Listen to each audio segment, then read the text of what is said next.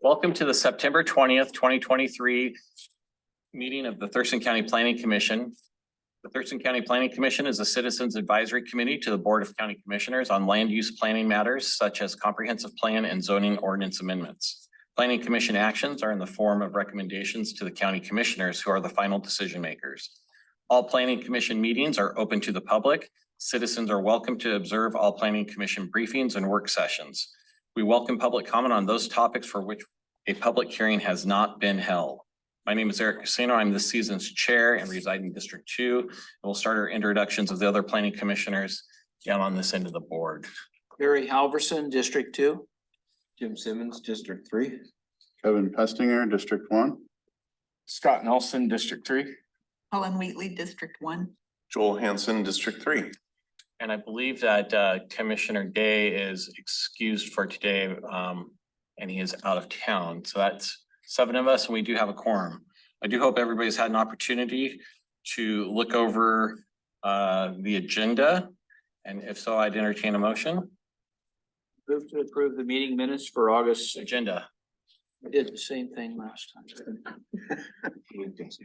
Yeah, I am. Move to approve the agenda. Second. It's been moved and seconded. I call for the vote. Commissioner Halverson. Aye. Commissioner Simmons. Aye. Commissioner Pessinger. Aye. Commissioner Hanson. Aye. Commissioner Wheatley. Aye. Commissioner Nelson. Aye. Chair Casino. Aye, that motion passes and the agenda is accepted. With that, I hope everybody's had an opportunity to look over our meeting minutes of August 16th, 2023. And as such, I entertain a motion. Can we adjust the minutes to give Ashley a better promotion? We can have discussion on the minutes if you'd like first. It's a joke. I'll move to approve the meeting minutes for August 16th and August 23rd and accept the audio as the official meeting record.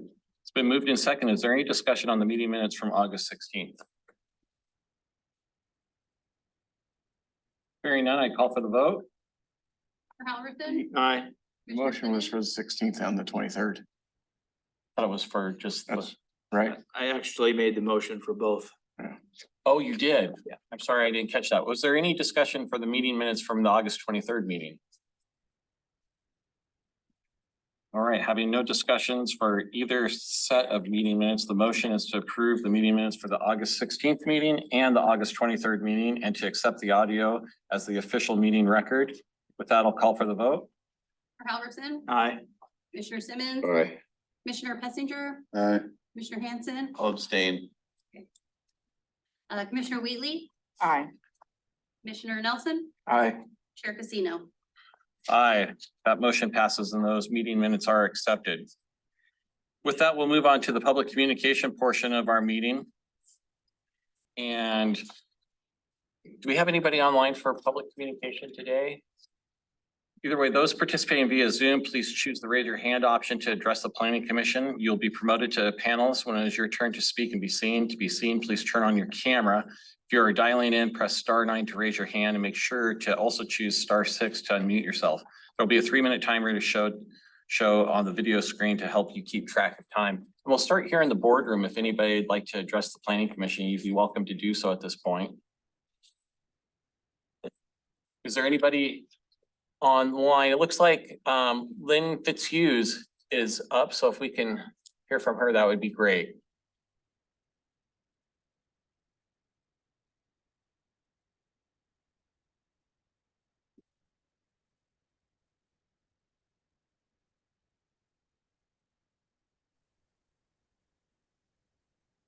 I see them. Can you hear me? And thank you. Great. My name is Lynn Fitzhugh. I'm the Executive Director of Restoring Earth Connection and our action group Friends of Trees. Just want to say we're very pleased with the changes that have been made in response to public comment on the tree item before you.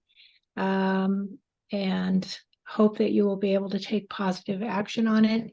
One thing I did want to comment on is we have been following quite closely what is happening with the state building code commission as it as it intersects with this, and it does intersect in a somewhat unfortunate way. Lynn, my apologies, Lynn, but we've already had a public hearing on the forest conversions. We're not taking any more public comment on that, but you're certainly welcome to forward public comment to the Board of County Commissioners at this point. Okay, well, at this point, I'm actually trying to talk about the State Building Code Commission item, which does intersect this, but I'm not now commenting about the conversion item. You had two items that she was gonna. Okay, please proceed then. Thank you. So they have passed a fire code that has impact for when and where trees can be cut down throughout the state. It heavily impacts Thurston County. And some of it is still up in the air and probably will not be resolved until March. Most at dispute is the map, which sort of directs where this is applied. And right now, it heavily applies to areas up and down the I-5 corridor, including our county. Weirdly, does not apply to the areas of the state that all of us would think of as heavily forested and more likely to have forest fires. And so their definition of defensible space varies from 30 to 100 feet around a building. And again, depending on what happens with the map will influence, what is possible to do in our county. But I think that just sticking with that defensible space will have to be defined by the state is the only thing that can be done since the state code trumps our county code. So I just wanted to draw that to your attention. Thank you very much. Do we have anybody else online that would like to address the Planning Commission? Doesn't look like we do. All right, well, with that, we'll move on to the next item on our agenda, which is a work session number 2 on A25, the update forest conversion ordinance title 1725. And with that, we have planner Dana Bowers. I'm just gonna share my slides so everyone can see I'm them. sorry, I called you Dana. My apologies. Potato, potato. Oh, and just a sec, my sharing is. And I think the goal, since we do have a public hearing, is to get through as much of the presentation as possible. Have the And then public hearing. pause, take a deep breath, think about CIP and then go. Oh, okay, sounds good. All right, can everyone see my slides? So this is the second time I'm bringing this item to you, and I just want to start with a big thank you. I wasn't able to be here for the public meeting and public hearing on August 16th. There was a public meeting held, and I really appreciate your willingness to move forward. The second work session today really just reviews those comments because we weren't able to then. I appreciate the opportunity to do that with you. I also want to say as volunteers, I really just appreciate your time. Spend 3 hours, 2.5 hours with us here twice a month and more. Because I know you have extra special meetings this month particularly. I know you've had a tiny little break and welcome back. And I just appreciate you. All right, I'm really gonna try hard not to mess up my slides this time and go up when I should go down. So here we go. I win. So basically just public hearing comments. And then the proposed changes, so what those public hearing comments, how we can address them or how you can address them in the code. Just looking that over and seeing if those are acceptable changes for you. And then answering your questions and next steps. I did also, you had comments at the very first work session and I rolled those comments into the changes as well. So hopefully you see them reflected. So the public hearing, like I said, was August 16th, 2023. And it was wonderful to get comments from folks that had a lot of different perspectives, but especially those who were very well versed in some of the Department of Natural Resource processes and how they permit folks and how that intersects with how counties can permit folks. And it was just really valuable to get that more insider perspective. So we're very grateful to have that. And obviously everyone on the ground as well who participates in these permits and applies for permits and has gone through that process. Each one of those experiences is valuable and leads to us having a really well-balanced piece of code. So we had 2 people in person and we had 4 people participated virtually. 6 people commented and 2 comments were received during a written open comment period of July 19th to August 16th. All right, so these are the things we heard. Just summarized it a little bit more briefly in the slideshow here. As opposed to the notes that you got. So we had 5 major topics. Basically, the first one was just clarity about the tree classifications that we're calling for in 1727. That's the tree protections where we have and I'll do a tiny refresher. The tree classifications that we're using when we're talking about the minimum tree density standards that we're applying. So not all trees are going to be counted as equal, and each of those classifications calls for a different definition for what that means. So really nailing down that definition, nailing down the percent retention. We had some folks that wanted to see more retained, and then we also had comments from when we did the first set of engagement that was, pretty leery about that retention and what that was going to mean for development. And then also how we're going to measure trees and if that meets the mark. So those are some of the comments that were received. Those are all really, really heavily on the tree classifications and how we measure that. So then we had concerns about enforcement, and I know we had some really great feedback from Commissioner Pessinger himself about what enforcement looks like on the ground and some of the experiences that our landowners have talked to us about or our friends have had and things like that. So just looking at that a little deeper, and then fees that are associated with that and how that balances out. Concerns about the COHP implementation. So we had concerns about how that impacts or how it's implemented in our office and with the Department of Natural Resources, and how those two pieces kind of do hand in hand and how to not overlap.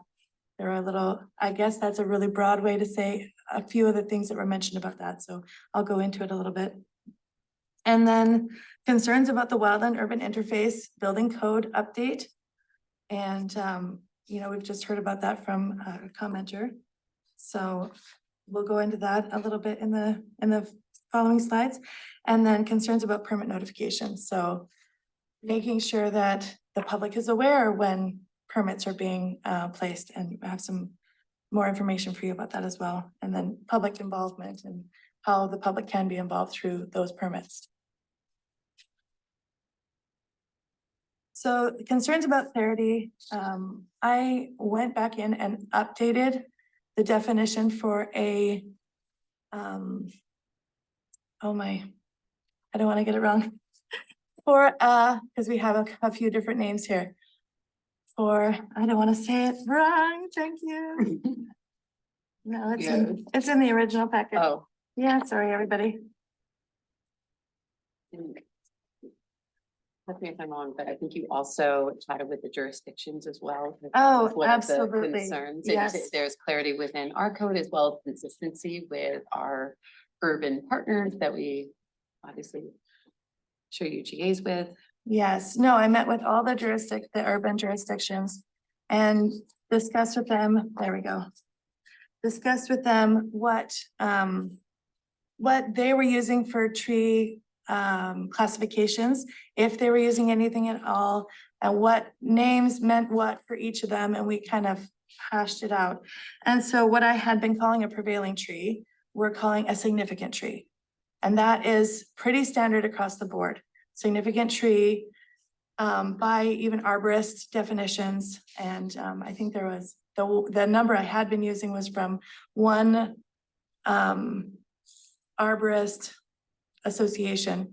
But all the rest of them, unfortunately, if I had dug it just a little deeper, use 6 inches. So we're changing that from 4 to 6 inches. Hopefully you saw that in the code. It looks like a minor change, but it does make quite a big difference because it just means that we're retaining more trees of valuable size. And allowing the trees that are younger, less sizable to be removed for those development purposes, and be worked around a little bit better. So, Can I clarify that? pardon? Can I clarify that sentence? Yes, So when you say we're allowing for more larger trees or trees of significance to be retained, that's because if they're taking a percentage of the total, yes, then if they have less 4-inch ones, they can have more Exactly. 6-inch plus. yes, exactly. So I think you said it best. If anyone needs further, I can do that. I can rephrase. Okay, so that was one of the big ones, and then just changing the name so it is consistent with those other jurisdictions. And then I had originally used the term ecologically significant tree because we already had this idea that significant trees within the county were 24 inches and greater. However, significant tree was used by some of our even interdepartmental language and codes. So I couldn't use significant there. And because we used significant somewhere else, then I had to change those other codes, and I'm sure you saw those added as well. So we made sure to add in the Public Works definition, change their definition, so it was accurate, because now we're calling 24 inches and greater legacy trees. And it's, landmark trees. Oh, I knew I was gonna mess it up. I'm so sorry. So those landmark trees are the ones that are 24 inches to 40 inches. And landmark really comes out of the work that Tumwater did. They hired a consulting firm. We are wanting to be consistent as much as possible with the cities. That's what the public was calling for. And a name is a name. As long as we define it and we're all using the same terms, that's when we're gonna get better consistency and better follow through. And so I wasn't gonna, dance around that too much, just that Tumwater is very close to implementing their code changes, and we're very close to implementing our code changes. And so that's where I wanted to line those two things up and move forward. Legacy trees are the next class that's 40 inches and greater. And I modified that definition to include the culturally modified trees because my definition said cultural trees, but didn't specify culturally modified trees. And then I defined culturally modified trees. So those are some of the things we're working on. I think I'm getting too much into the weeds if we're gonna get through it. That's up, good. it's up to you. Good. Hopefully you're But it at doesn't least touch acknowledging there's a lot of work.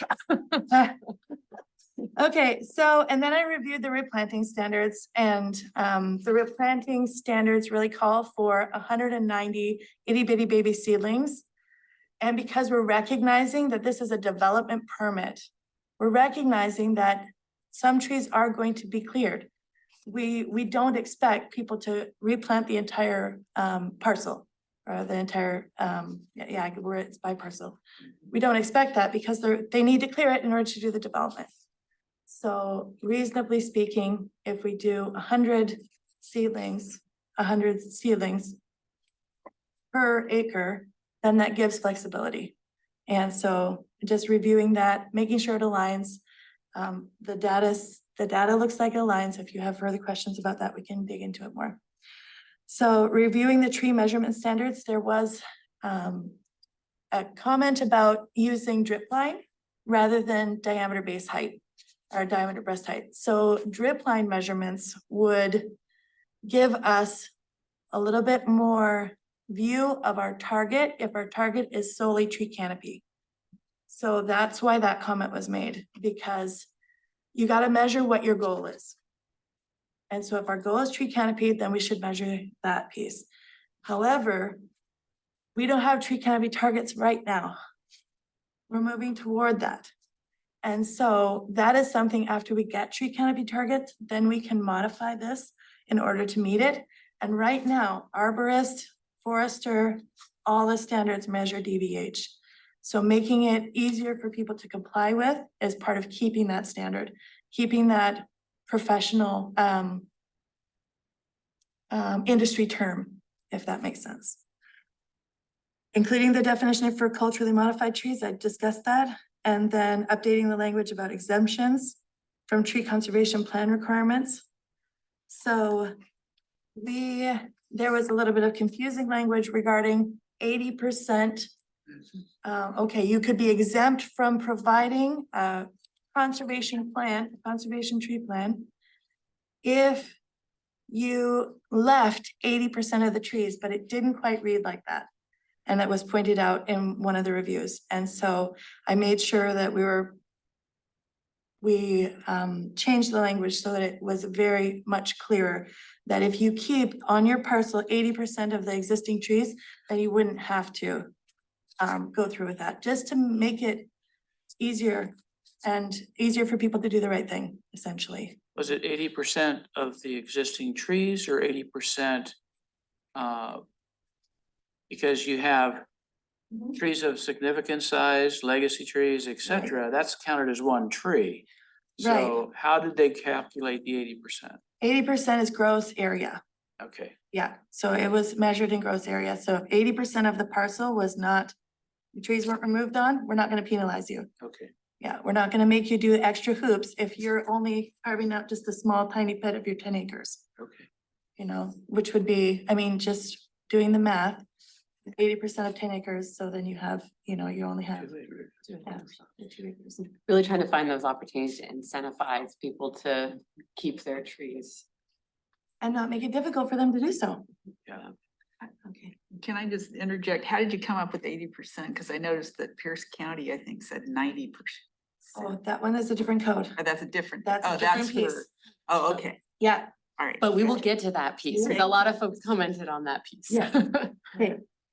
So, but to answer your question, the 80% was because of those ratios, like on a 10-acre parcel, if you're clearing only 2 acres for your homestead, that is reasonable. That constitutes a reasonable use. And if you have a larger parcel, I mean, and you have a less parcel and you're clearing out less, I mean, the percentages make more sense than just putting a static number of acres. And the static number of acres is kind of how it reads right now, so. And what we're talking about is clearing for development purposes, Yes. not for forest ag. Nope. Okay. Nope. Just want to make sure we're. Clearing for development. Okay, so concerns about enforcement. This was a tough one, guys. This was a tough one. So I'm gonna pull up in my notes because I wanna, again, make sure I get it right. All right. So I reviewed the past compliance caseload because that's really the data that shows what we have done, what people have come to us needing for us to follow up on. And so we have 251 cases in the last 20 years that are specific with trees and tree clearing, tree ordinance, not attached to any of our permits, just a comment in our database, someone's clearing trees. And if it had trees in it, I got it. Clearing, logging, harvesting, trees, all that. Would these be citizen complaints? Yes, Okay, that is essentially how our compliance department it's all complaint driven. is complaint driven, yeah. So that's about 12 a year. And some of those, I would say the majority of those, as I was scrolling through the themes and seeing what people had said, were, you know, people would come to us not knowing any of the state laws, any of the county, Codes.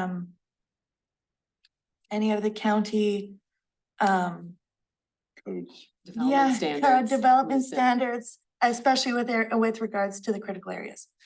And so they'd come and they'd say, people are taking trees out. And some of them were just like clearing without a permit, you know, really hardly any information. So then we have to track that down. Well, yes, in fact, they do have a DNR permit, but they don't have to review critical areas with their DNR permits. So this is permittable. Or they don't have a permit because they're logging under 5,000 board feet and they don't have a development permit yet. So this is not development. That was the majority. So the changes in code reflect that. One of the big changes is that now development permits have to come with their forestry permit. We're not doing them separate anymore for that reason. So that we don't have folks clearing forest without the intent to develop. And that is one of the major kind of stopgaps that this little chunk of code is hoping to do, just to clarify for people. And then when they see that, it's like, oh, is this really the right permit for me? Is this really the right thing to do? I am gonna segue just a tiny bit into COHP because this is where COHP comes in. If people are like, but I don't want to develop, I don't want to develop right now. That's what COHP is for. So we're basically removing a one alley that leads to a back door, closing that door and saying 3 clear paths exist for you. You have, if you're not, absolutely not developing in 6 years and you're clearing more than 5,000 board feet, here is the doorway for your DNR permit, class 2 or class 3, depending on what you're doing. If you are not sure if you're going to be developing, but you want to harvest more than 5,000 board feet, you need a COHP and a class 2 and class 3 permit. It's a double permit. If you know you want to develop and you're removing trees, you need a class 4 from the county. So we're just really trying to make it super clear what people need to get. Pop quiz. Yeah, Who remembers what COP stands for? yes, The harvest plan? yeah, Ah, Okay. conversion option harvest. So it basically takes away the moratorium so that they can convert, but because of that, they are subject to review of the critical areas. Because we want to make sure those critical areas are taken care of and accounted for when we're thinking about what the development might look like. Sorry, I don't want to throw you off course, but Nope. we didn't really get, as a commission, we didn't really get a chance to dig into enforcement that much. But I remember that Lynn Fitzhugh brought up a very different, an entirely different concept where she suggested that there be a tree cutter's permit that could be then rescinded. It's kind of more direct. And is that something that, if we wanted to talk about that, we would maybe include in, as it goes forward, or in, like, would it be in the language or something that, there's that, or there's what the memo, the original memo said Clallam County did that I thought was interesting, which was require posting of a bond. I'm looking at the clock. We have 2 minutes. Yeah, sorry. And I really, no, I just want to be able to really answer your question. I'm going to give you the short version now, and then we can dig into the long version later. I looked at both of those because Yeah. I agreed that they were solutions that we should uncover. The first one, what Lynn said about having a license, that requires board action. That's a whole nother scope of work. That's a programmatic level. It's one of the 3 tiers that Ashley took to the board. Programmatic response to our forest protections. They didn't approve it. They just wanted 1 and 2. So, that is off the table, unfortunately. And then the second one you said, is Clallam County has COHP 1, less money, cutting less trees, COHP 2, more money, cutting more trees. So in a nutshell, so that 2-tiered system would be possible, but we do need to look at the fee study and adjust our fees because that's another whole permit. That's the way that the permitting, when I talked to them about like, how do we do that? They said, we have to add another permit. Yeah. And in order to make that work, in order to make that work, our permits can't run on review. As soon as our permits are running on review time and recuperating those fees, then what happens is that time is what we can't adjust those fees to be responsive to how we want to direct and guide people to do. It essentially will be a policy decision, and the board is in the midst of looking at fee studies and trying to figure that out, but basically whether you would structure your fees to incentivize, different kinds of things you want to see. In other words, have a standard set fee versus a by hour, this is the amount of time staff takes. Yeah. Yeah. All right, well, They with are- that, we're gonna take a little break from this particular item. We're gonna move on to our public hearing. And then hopefully we have enough time that we will be able to come back to this. So if you're able to stick around, we really appreciate it. And, but in the meantime, we are going to move on to our public hearings portion of this evening on the 2024 to 2029 capital improvement plan. Today, we're here to hold this public hearing on capital on the comprehensive plan docket item CPA 4 capital improvement program. The purpose of this hearing is to accept public comment on the 2024 to 2029 Thurston County Capital Improvement Program, the CIP. There's a sign-in sheet at the entrance of the room. If you wish to testify, please make sure you have signed in at the entrance. If you're on Zoom and wish to testify, please choose the raise your hand option. If you're dialing in, press 9 to raise your hand. I will then call your name and you'll be unmuted and it will be your turn to speak. Make sure you also choose *6 to unmute yourself.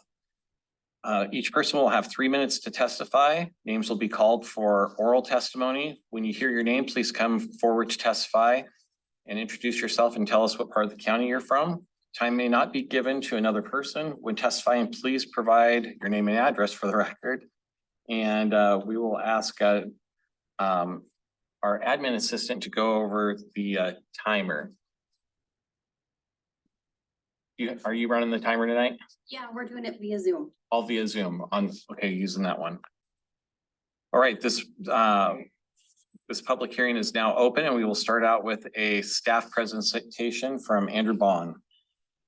Good evening, Commissioners. Andrew Bond with Community Planning. Today's public hearing is on the 2024 to 2029 Capital Improvement Program. The Capital Improvement Program is Appendix G of the Thurston County Comprehensive Plan and is a 6-year financial plan for capital projects needed to maintain important infrastructure and level of service as the community grows. The CIP is updated annually and fulfills the capital facilities planning requirement of the Growth Management Act. The CIP is not a budget, but a plan for the future action. Project costs and funding sources are aligned with the county budget. The purpose of the public hearing is for the Planning Commission to receive public testimony and make a recommendation on the 2024 to 2029 Capital Improvement Program.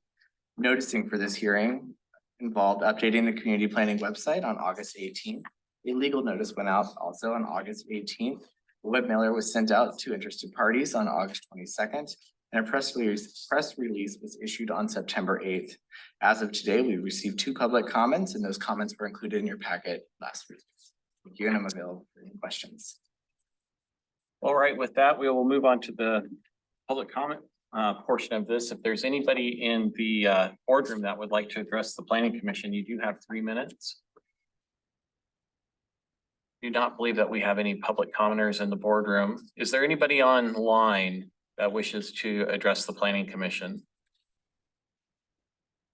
Does not look like there is anybody else online either. So this public hearing is now closed and we're going to move into a short work session on this. I guess we're back to you again, aren't we, Andrew? Yeah, I'm here for questions if you have any. I also provided an optional recommendation for the board to consider. We can start out with some questions for Andrew, if anybody has any. Just to add, we do have numerous county staff available to answer Yeah. any specific question you may have. Numerous, I guess so. I wore them out last time. Is there any questions from the Planning Commission yet? Yeah, most of my questions answered. The Yeah, I guess I have a couple of things I'd like to say. First of all, I'm still kind of vexed on the process of the Planning Commission's involvement in the CIP. I think that it's not it looks like it's set up for us to go through and look at all these individual projects over the next 6 years and then to look at the budgeting for them, the funding sources for them. And I think that a lot of that is out of our purview. But if we are supposed to be focusing on some of this stuff, I think the idea of having like a 15-minute work session with 15 different people with 280 pages of CIP, that's a washover that just doesn't make any sense to me at all. So I hope that we can make some real changes in how CIP is handled by the Planning Commission. I also, but on a more specific point, I still really have some heartburn over not having real definitions on a lot of things in the CIP. Like we still don't have a real definition about what a capital facility is. And if we're gonna be looking at funding sources that are very specific to capital, to the CIP, I think that we need to have very specific definitions on these kind of things. And I'm not an accountant, so I don't have the BARS manual. I'm not a gas guy or anything like that. But sometimes it feels like some of these things are a little squishier than a layman like me feels comfortable with. So I think that having more time and some real good definitions that a dumb guy like me can understand would be really helpful. Does anybody else have any comments on this? I do. Please. Looking over the public comment by Stephen Bernath, I think the gentleman makes a lot of good points about the concerns about fish passage barriers and planning for the future for those. I know that there's some pretty good plans, and they were even described as staff as being well coordinated with state efforts as well. Are there any comments that staff have about the points that were raised by Mr. Bernath on fish passage barriers? And then also, I think he makes some pretty decent points about stormwater and wastewater. So I'm curious about those as well. So why don't we start with stormwater? Because I see Nate's on. Nate, do you have any comments on the stormwater comments that Stephen Burnett had? Hey, Nate Ensley here. Just a quick check. Can you hear my audio okay? Because my video is disabled by the meeting host. Yes, we can hear you. Okay. So just to quickly go over the comment that was provided on stormwater here, what I see is stormwater associated with development, and it says once a region, in this case a county, begins to reach a threshold of 12 to 15% of impervious surface, the hydrology of the area is permanently affected. When this occurs, stormwater should be looked at on a watershed basis, not just a development by development or site by site basis, so that you can plan on addressing it as a whole. I will say that traditionally, I'm not too aware of the county looking at, say, like regional facilities to try to restore the hydro period that existed before human development came to fruition. However, the industry here in Western Washington is starting to move more towards conversations that do incorporate thinking about and considering feasibility for regional stormwater facilities. Does that answer the question on stormwater? Mostly. Do you feel like I know the stormwater issue was a big issue for our former Commissioner Carmen. I share concerns about it. I think it's one of the bigger issues for quality of water in all of Puget Sound and the big issue for Thurston County. We seem to be at the point where we're at that threshold of 12 to 15% of impervious surface. Do you know where we stand on that number? I actually don't know where we stand on that number. Dana, just since you're in the room, you don't happen to know with your forestry efforts, do you? We don't have the data back yet, Nate. Okay. Yeah, no, I think Nate's referring to the efforts that we're doing for the tree canopy survey. Yes. And we were drilling into getting more data about the right of ways and trying to find out how to get that data reliable enough to use, especially for right of ways. So in doing that, we delayed the project, I think 2 months. So we're waiting like any day now for that data. So yes, I'm sorry, Nate, I don't have it for you tonight. I just thought I'd ask since you're in the room. Thanks, Dana. No problem. Thank you for that. Is there anyone online that can answer anything related to fish passages? Teresa here. Yes, yeah. I can't turn my camera on either, but this is Teresa Parsons. I'm with the design group in the Office of the County Engineer, and the fish passage barrier program is in our group to manage. And for those of you that are not aware, over the last few years, the commission has prioritized that by allocating several $1 million of REIT money every year. And we have actually been successful in upgrading multiple places where there are fish barriers. I'd like to say I read through the comments by Mr. Bernath. I'm not sure if I said his name right. I apologize if I did not. And at a high level, we have a list. We have a list of all the culverts and stream crossings in the county of all of our roads. We do rely heavily on WDFW's database on what fish barrier the status these crossings are.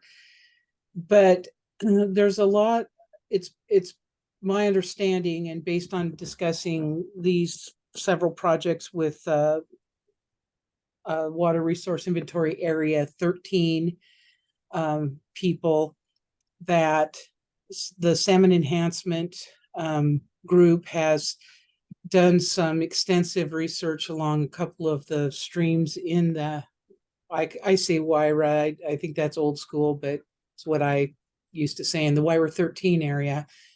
And they upload that information to WDFW.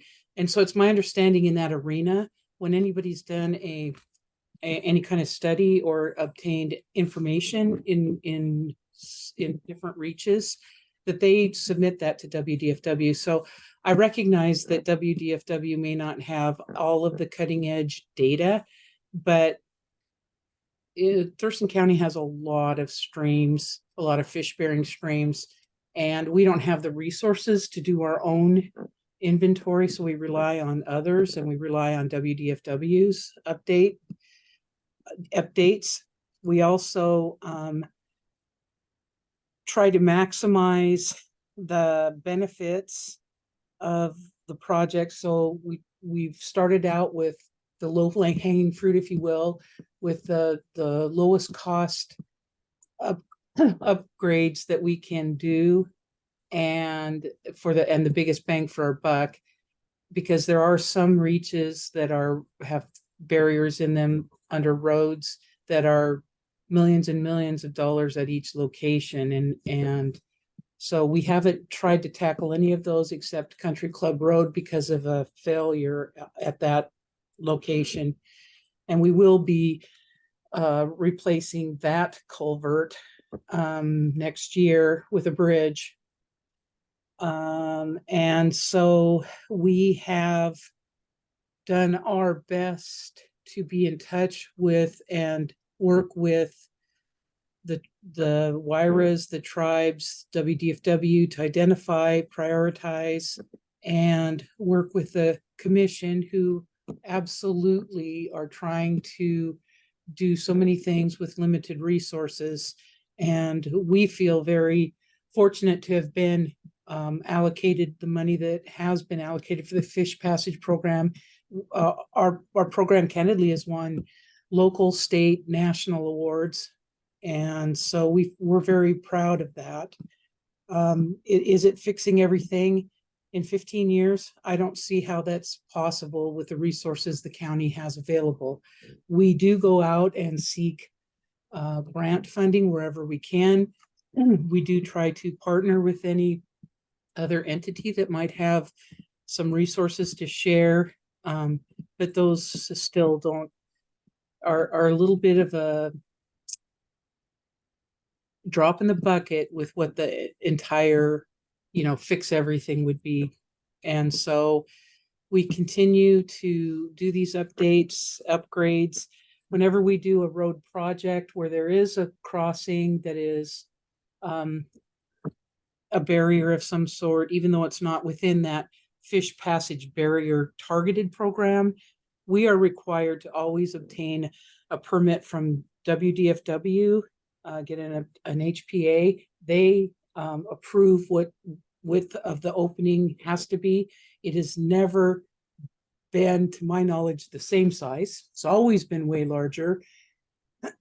And so just with other projects, any project we do, we will need to meet those requirements, and we do. But again, it's just exceedingly expensive to upgrade everything, and we're just keeping as much forward progress as we can with the resources we have available. Thank you. I guess I focus most on the last paragraph there, starting with other priorities. And it seems that he's pointing out that a need for coordination with transportation projects. And I formerly served as a community representative on the Transportation Policy Board for the TRPC for 2 terms. And I know that we had a lot of conversations about this, but there was never coordination of fish passage removal together with actual planned transportation projects.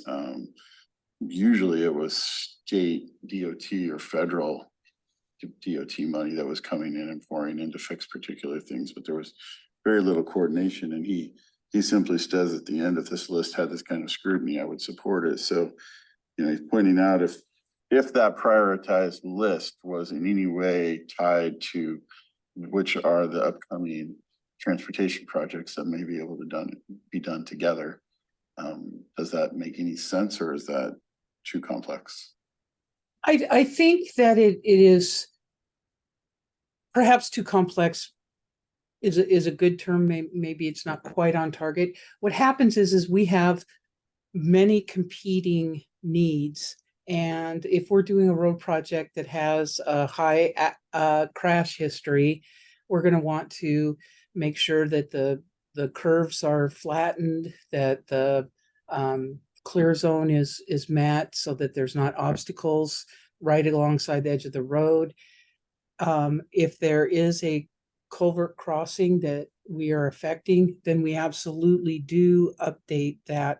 We would not 100% only prioritize fixing roads that have a fish barrier issue. If there is a reason to upgrade a road and there is a stream crossing that needs upgrading, we will do it at that time.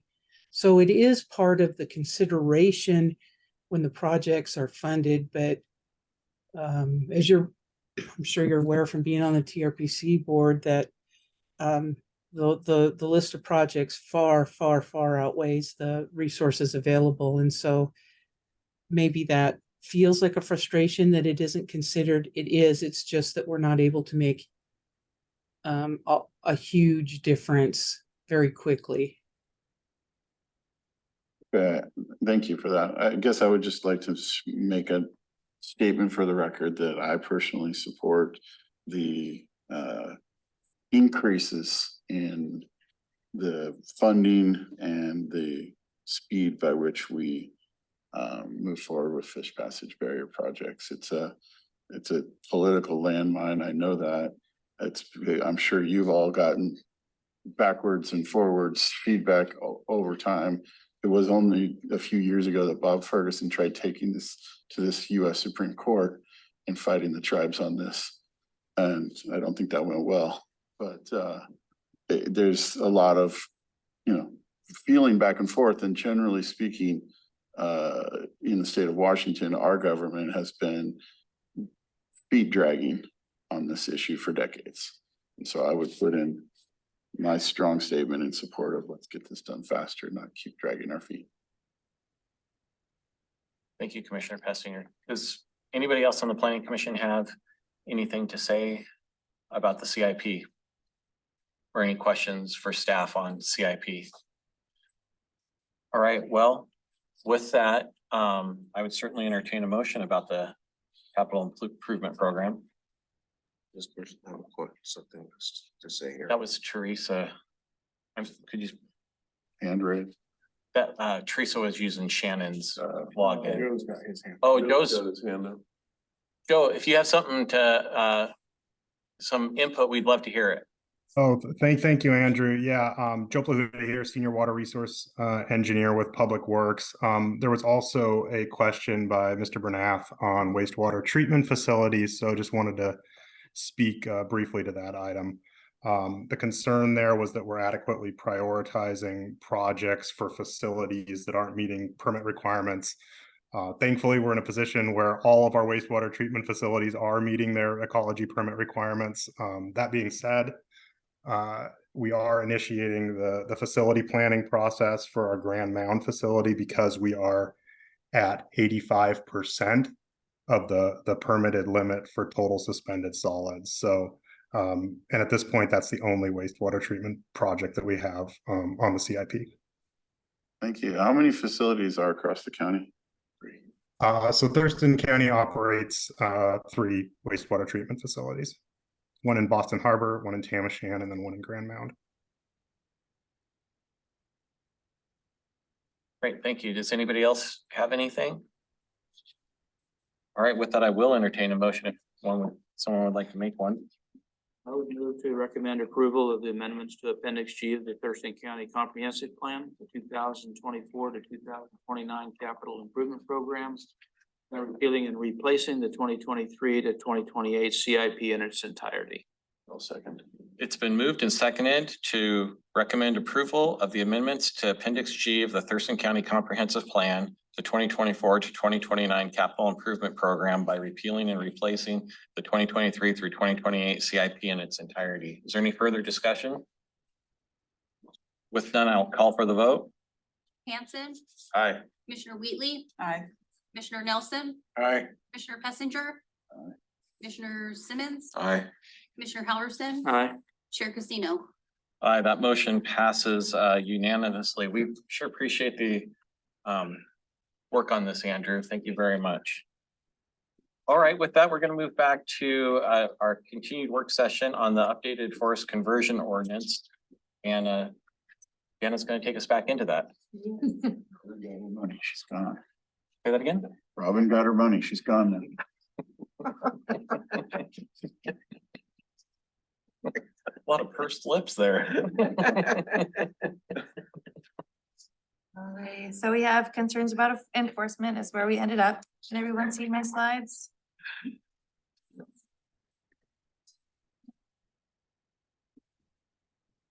Yeah. This is great. Thank you. Okay.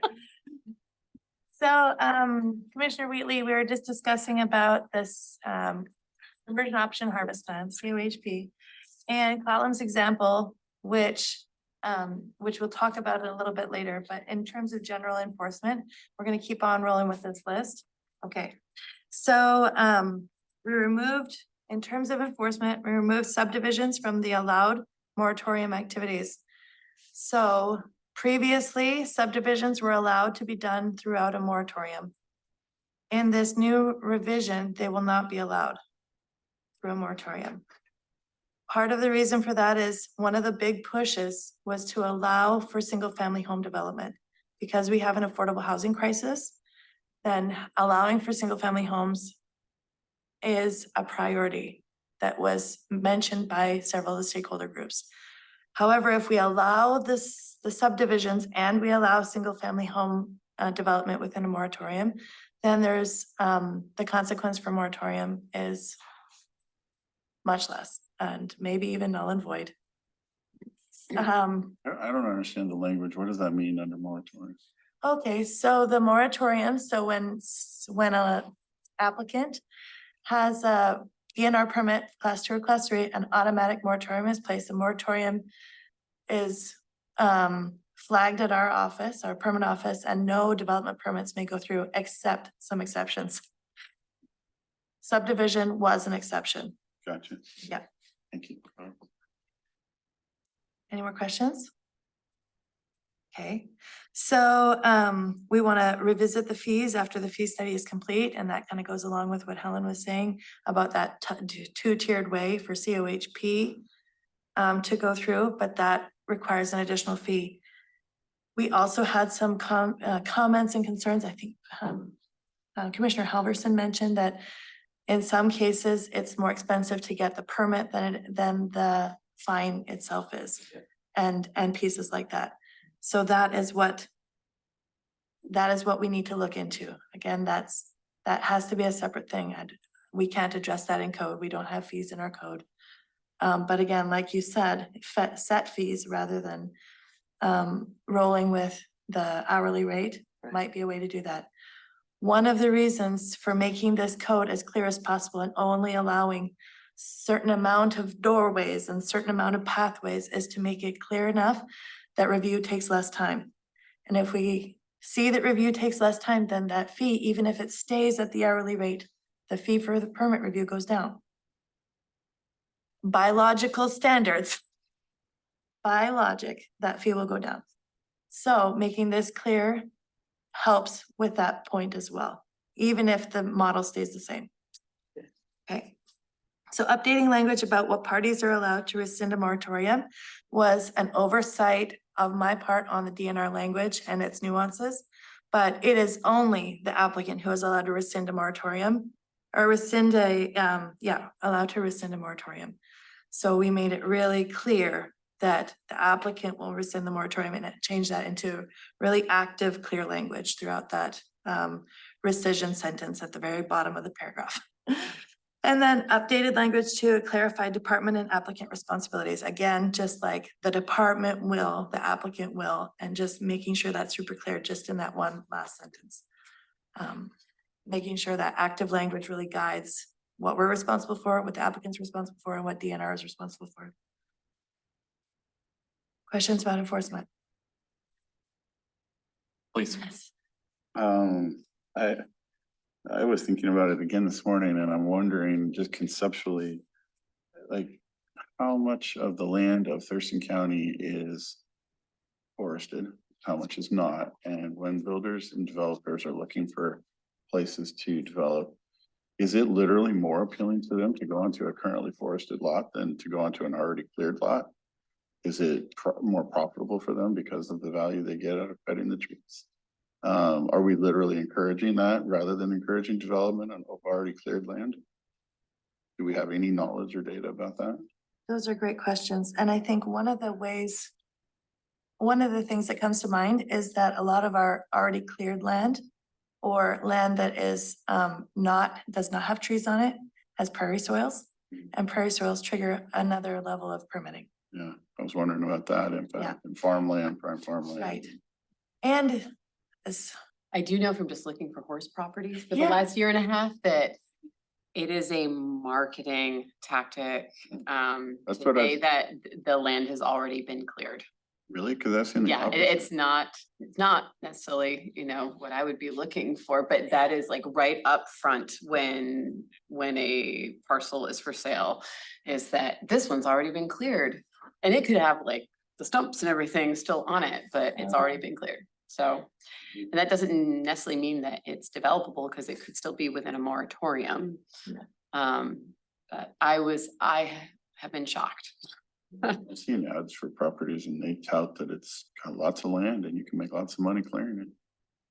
And it goes both ways. I think it just depends on who they're marketing, Yeah, right? Is it a 20-acre parcel? They're probably marketing someone who's gonna grow that timber and use it as a forested forest resource, right? But if It's like 2-acre 5 acre. parcel, 5 Yeah. acres and under. And we do, in our first work session, I presented a map that TRPC put together. And those 5-acre and under parcels are the ones that are prime for conversion because of that, because they're the ones that folks are typically going to develop. And that's based on projections. So it's like what has happened in the past and what we expect to happen in the future. So. well, I'm deeply torn on this because I feel like, I made a comment previously about we can fund our long-term agricultural conversions and those lost property value for those folks by charging a $1,000 fee for every tree to be cut down by a developer. And Commissioner Mejia told Derek and I couldn't wait to hear the public feedback for that one. Probably have this whole place in a riot, but I'm not 100% serious about that because at the same time, our single biggest social issue right now is homelessness. And I totally agree. Our housing costs are insane. And we desperately need to do anything we can to reduce the costs and increase the efficiency by which we build housing. And so I'm not in favor of something that would be detrimental to that fashion, but we need to do something significant to properly enforce. If we genuinely believe we're in a climate crisis, and if we genuinely believe that trees matter to that, and I think the majority of the county feels that way. You hear it from everybody, even people that are not your traditional environmentalists are like, why in the hell are we cutting that down? Why are we clear cutting that giant stand of beautiful forest? And it happens over and over again. My own brother who lives in the county got, convinced to cut down a bunch of trees on his lot, thinking he was going to get a $10,000 plus payday. And he ended up getting 1,000 out of it. And after paying all the different fees out of his own pocket. And he was like, if I would have known that from the beginning, I never would have done this. And he's the last person on earth to give a shit about the environment. So I don't mean to be crude, but it just, we're out of balance here. Yeah. We don't have the right structure in place that incentivizes and encourages the right actions. Agreed. I think that's part of the tree protection piece because it incentivizes keeping trees. And it's a step in the right direction. And I appreciate your efforts. It's clear you're trying to come up with solutions here. Well, and only because we're listening to the community. These aren't our solutions. This isn't something that Ashley cooked up or I cooked up this is the community coming together. It's looking at the codes around us, what's working for them, what's not, and trying to make something that's gonna work for us. And there's really only 2 other counties that we could find in Western Washington that have tried to update their forest lands conversion ordinance to, just move in the direction of being mindful about protecting trees in that process. We are rare that we manage our forest conversions. I think Mr. Bernath even said it, if I remember the record properly. I applaud you for being one of the few. And I know it's not enough. Well, Please. my question is, we talk about all this and then you say we gotta come up with a fee structure for all this. And this is not included in this code. It's a separate thing with permits. Okay. When are they going to do that? Because we would like to know what that is going to be. Because that's an important piece of this whole puzzle. Because we don't know. And frankly, I don't have a lot of faith in our permits process as far as fee structures. I just don't. I would suggest, like, if that is a really important piece, similar to how the planning commission has passed along other important messages to the board, that you can pass a separate recommendation that is an important piece of this puzzle. That, looking at the fee study and being mindful, the impacts it will have on the actions on the ground. I would encourage you to do that. Yeah, because like Kevin said, you want to encourage growth, you want to encourage single family homes, because of our critical housing shortage. And yet the fees for a single family home on a 5-acre lot are incredibly high. It's thousands of dollars to get a permit. And then you add forest into it, and trees, and it just. I can tell you, our development folks are really skeptical about this whole added layer of tree protections. Yeah. They're very skeptical. And one of the ways that we were able to get a little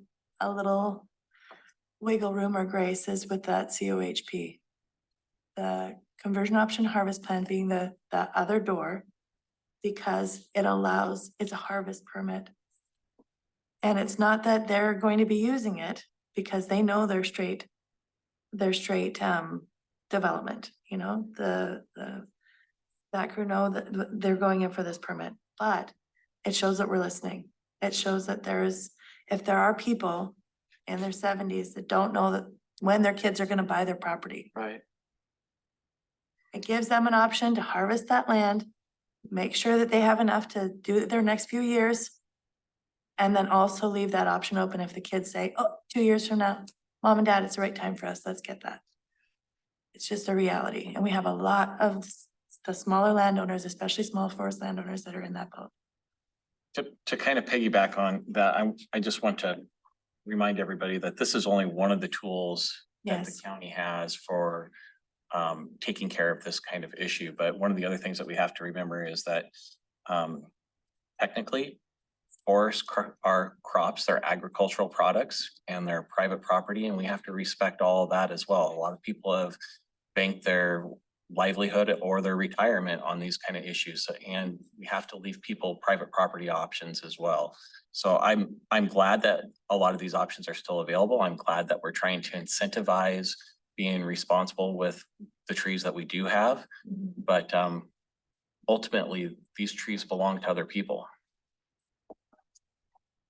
And when they're harvested under a DNR permit, there are replanting requirements that go along Right. with that. Recognizing that it is an agricultural product. Yeah. All right.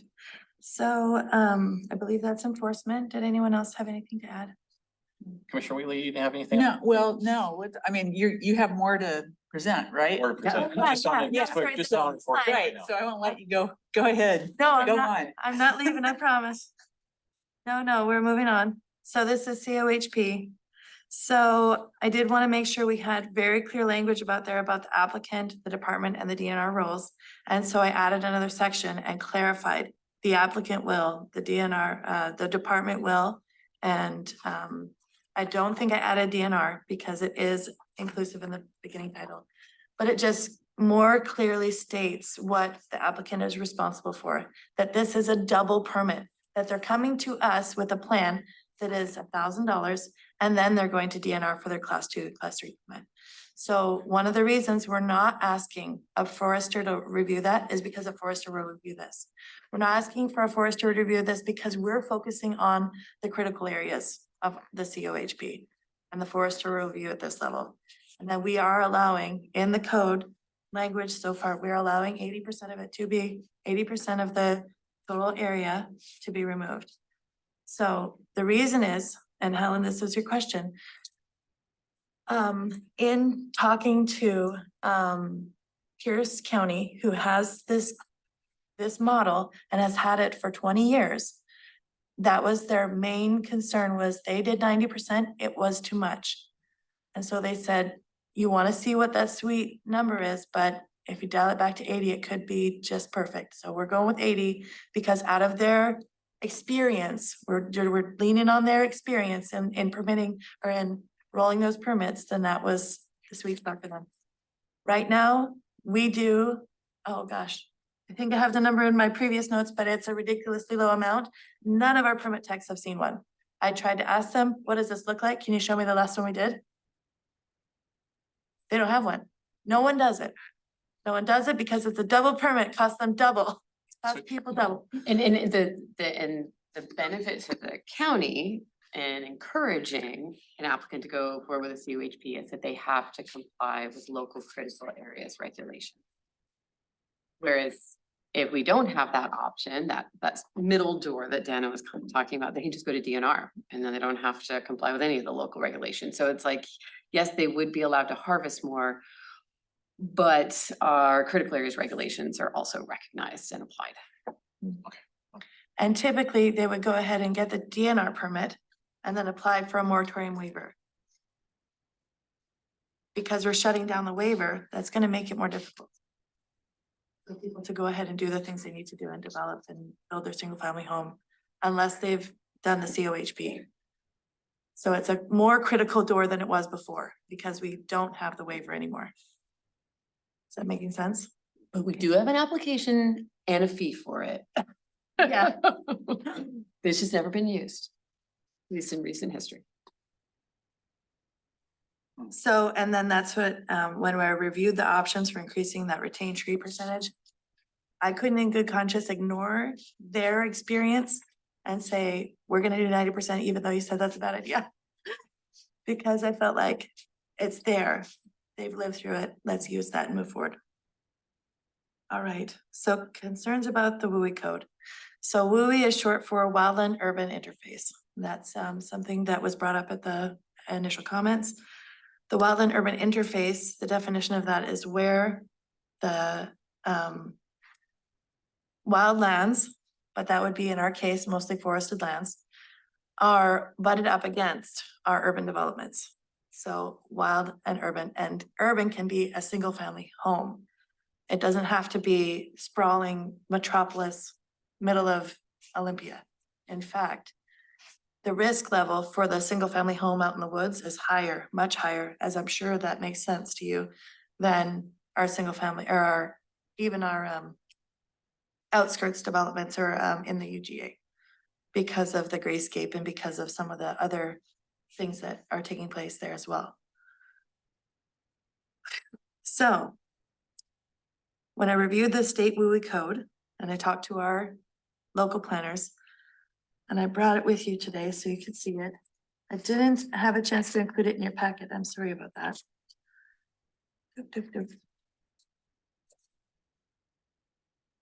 I apologize for the shuffling. But there's a fact sheet about the wildland urban interface vegetation on our website, and this is what our county building inspectors, yes, you should have made copies, apologize, and I can do that and hand them to you at the end. But our building code inspectors are using this definition and moving forward with this. And this is pretty new information to me. Then also new information to me as of today is that WUI code is not being implemented now until March. It was supposed to be implemented September 30th. So it's getting delayed because of some of the concerns that are being brought about it. So the WUI code is saying that we need to do different things to our buildings and our landscape around our buildings in order to protect them from wildfire. Some of the things include making sure we have defensible space. So the definition of defensible space here is one of the definitions of defensible space that we found in the state code. So, and that's what Ms. Fitzhugh was mentioning when she said it's anywhere from 30 to 100 feet. So the range is depending on risk. And that's where that map comes in. And that's where the map comes in. The map dictates where the risk is at. But anyone in that risk level has certain responsibilities, has to meet the codes, the building codes. I'm not gonna talk about the building, that's a different thing. So we'll just keep talking about vegetation. Because we're in the county, I chose to write the higher level risk into the code. Ms. Fitzhugh is requesting and recommending that we write whatever the state code says. And that is definitely a point for discussion. I felt like requiring the most and then making sure that we were covered would be valuable. And I can also see the point where if the state code is going to change because we've now pushed it out till March, then it would be valuable to just refer back to the state code in that case. This has been fairly nebulous and like I said, there isn't one definition. It is a range of definitions. So it's very difficult to put something very clear even when we refer to state code because it is incredibly confusing at the moment and there isn't a clear answer. Does So, anybody have any feelings on that particular decision point? Well, what is the more extreme 100 feet So what- versus 10 feet, versus 30. 30 feet? Yeah. Okay, 'cause I just saw 10 feet in there, It's 10 in between. 10 in between, Yeah. so, Oh, sorry. okay. 10 in between up to 30 feet or 10 in between up to 100 feet? Does that make sense? Okay, Okay. So you can still have trees. And so that's why, unlike Tumwater, we're moving forward with this code because for the majority, we have much larger parcels that can accommodate 30 feet or 100 feet. Tumwater does not have that option. In order to retain their trees, they can't move forward with this code in place. So more defensible space means more clearing, Yes, which means less trees. yes. means less trees, which means more And fire storm- safety. And this is having ripple effects on everything, Allegedly. stormwater Allegedly. management, best Assumedly. practices, Yeah, like yeah, all of assumedly. that stuff that we've been encouraging and out there, educating the public about. It's having ripple effects. Do we want to go through this decision point now with you, or do you want to save that for later? This is what we This is what we're doing the rest of the meeting, as far as I know. Okay, Yeah. do you have, I have a question about danger, hazard trees or health of trees. Tell me when it's the right time for that. we'll come back to that then. Let's Sure. knock out this point on this Okay. defense zone. So whether or not we want to point to state code, I guess the question would be whether or not we want to point to state code specifically, wherever that lines up. Mhm. Or if we want to stick to either 30 feet or 100 feet. I think those are like the three options. So 30 would be the least cutting, but also the more risk. 100 be the more cutting, but the least risk. And then sticking whatever the state does would be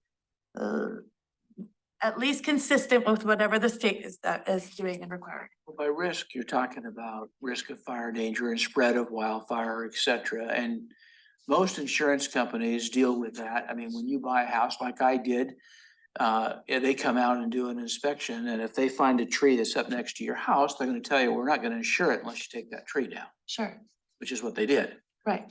okay? But now we're taking that risk and applying it to building codes. So it's not necessarily our risk on the county. We're not going to incur any, Yeah, well, I'm gonna dial that statement back. I'm not going to say that we're not going to incur any consequences. That's not for me to say. I'd like to hear your Yeah, thoughts on well, it. I'm just feeling, I mean, these are the kinds of questions where I feel like, you know, as a planning commissioner, what can I say? I mean, it's like, how do I know whether Okay. 30 or 100 feet makes sense? I mean, if they can't, you know, And they can't they decide for the can't state. decide, it's, you know, different parts of the county are different, you know, et cetera. And so So this I is, guess the safest thing to do would be to just devolve it back to state code. And I mean, what's the status of that then? You're saying that that's under it's under, development now? I guess the proper way to say it's on hold Yeah, from being, it's approved, but being in place. That could be updated in a lot quicker fashion than the county code through this could be, Yeah. if you just, Because it's yeah. danger, hazard related. yeah. I mean, I would say. I'm with mine with you that even if it's not a safety thing, I think the SMEs there probably will be able to make that calculation best. So I'm kind of leaning towards let the state decide on that one. I But didn't bring my dartboard. Right. that's, can we give a thumbs up on let's go with the state for everybody that's? Yeah. Okay, let's We go that go- direction on that decision point. I'll amend to read that it will follow the state ordinance and put the reference there. Thank you. No problem.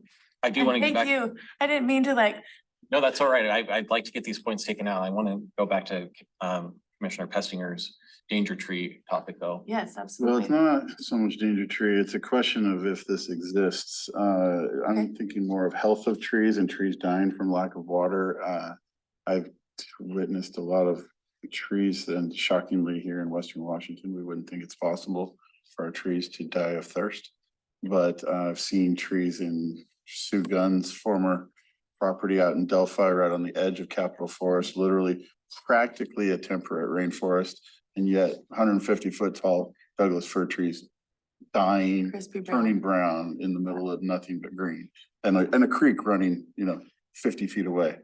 And I was at the Lacey library last night and noticed the beautiful tree stand around all the Lacey, city hall and police and library buildings. And yet, if you look at the cedar trees within there, turning brown.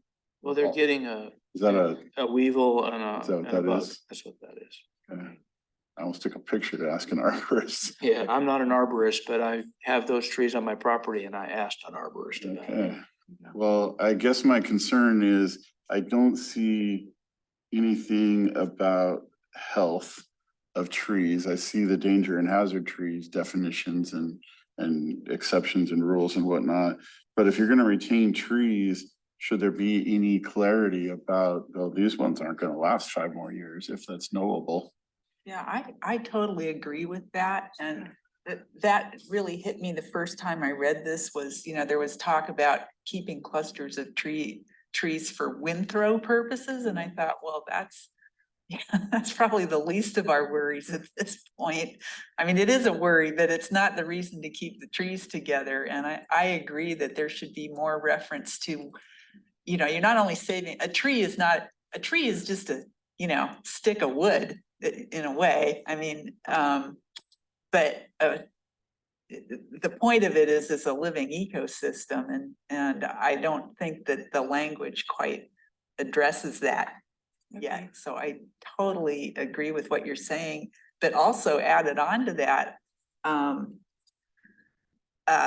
you know, some years ago, Thurston County did its climate impact study.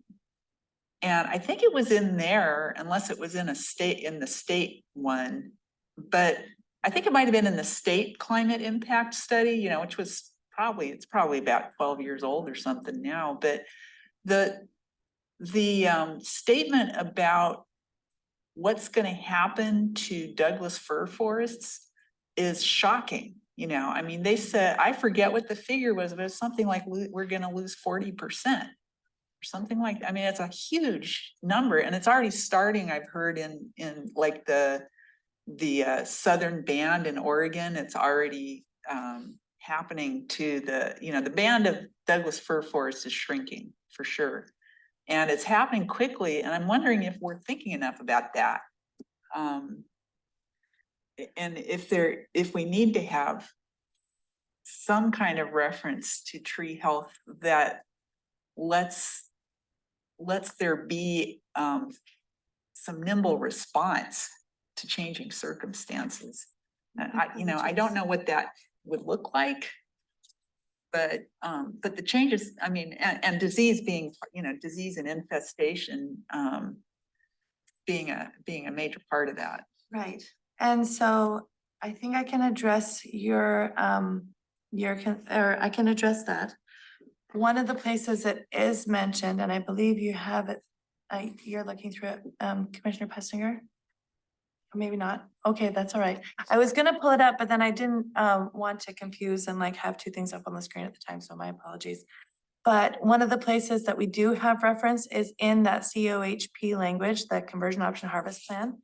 So within that language, there is mention of trees, healthy. I don't know if we use the word healthy trees, because another piece of that is using terms that are subjective potentially, and making sure that we're using terms that are that have definitions and that they can be measured, really. And so I think if there was some language before about being a healthy tree, I really tried to define it. What does that look like? And so one of the pieces of that is having a diverse stand and not selecting for one species or another, but to mimic the trees that were on site. And so that is in there. And so the other piece about the COHP is because we're not having a forester review it, then the standards of the COHP need to be that, like, the application needs to be able to be done by a layperson. They need to be able to be done by that landowner. Because unless we're having a forester review it, we need to trust that that can be accurate information. So that's why we used, instead of counting how many board feet and counting how many the diameter base height or breast height, excuse me, lay people may not know how to do that, but they know how to measure area. And the area of their place is something they're more familiar with, and the area that's going to be a cut is something they're more familiar with. So just making sure that any landowner could fill out that form and we could accept it as accurate without having to question too much more about it. Because again, the DNR is going to do their own. They're gonna have to fill out that class 2, class 3 permit with DNR, and they're gonna have their foresters review it. So we really want to focus on that critical area piece. So I'm hearing too, that language could be added to the tree protection standards. So what I'm hearing is it's probably not as clear, it could be clearer in that tree protection standards piece. So I can absolutely review that and add language that is firm, yet indicative of health. Yeah, okay. Thank you. Yeah. One other minor question related, go ahead. I noticed the other landmark trees designated under 24 inches, like Pescara, Madrone, Pacific Yew Log, Old Vine Maple. I know also other places point out famous Oregon white oak, that's ultra precious. I'm curious about aspens. My neighbor just had clear cut the lot next to me to 90% of it to build a triplex on the lot next to my house. And there was like 150-foot tall aspen tree they cut down in the front. And I don't know what you know about aspens, but aspens are, Yeah. an entire Their ecosystem. entire. So they cut that tree down and all of a sudden on my property and on the other side neighboring property, there's like 50 shoots of new aspens coming out in our front yards, which is great, but my point is aspens are different. Should they be considered differently in this? Aspen are different. They weren't called out as, we really wanted to call out the diameter differences Yeah, of particularly rare species. So Madrone are particularly rare, the yew are particularly rare, and a couple of others are particularly yeah. lodgepole. And part of that is just to make sure we're increasing that diversity. So, and I'm really relying on the consultants that were used for the Tumwater study. You know, we didn't have the funding, and it's, you know, not necessarily most cost useful to do our own studies. So relying on their study, given that they're in our jurisdiction and in our local area, you know, not using something from across the state. And those were the species and sizes they called out. And just again, to keep that consistency, that's what we used. Does anyone here know if aspens are common here in Thurston County or rare?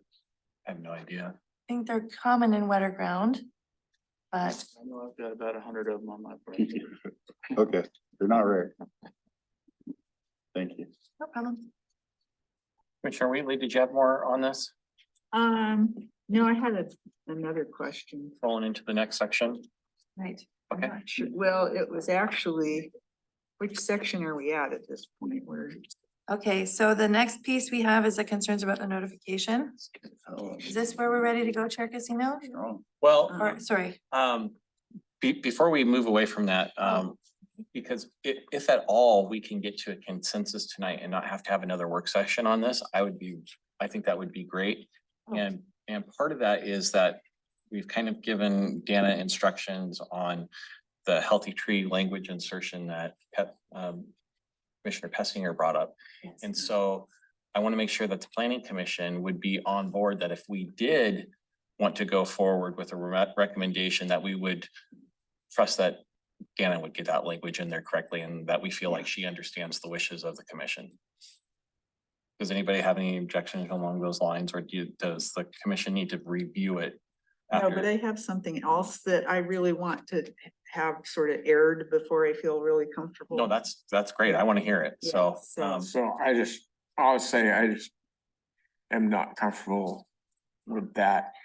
Given that we don't, if we said we want this in there, I'm fine with saying, let's move on and do okay, it. But if we're saying, we want something in there, you go figure it out.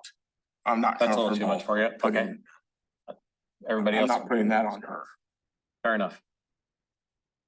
Commissioner Wheatley, do you want to? well, do we want to finish that thought? Like, I trust him, but whatever. I agree with Well, the group. the other thing we could do is we could point that or, put a sharper point on that language with an instruction for Dana to do.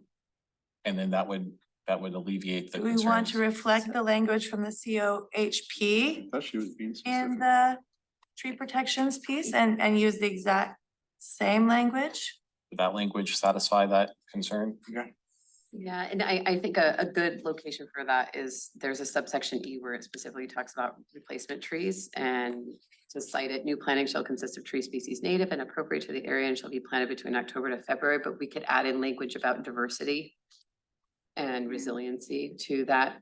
So it's not, just one tree type that's native to the area being planted, but a diversity of tree types that would be. So just even adding in yeah, a one word addition to that. I mean, Or that second seems to be a very, like, So the you're- intention is there. You're gonna copy and paste the harvest plan language into this and adding in diversity. Right?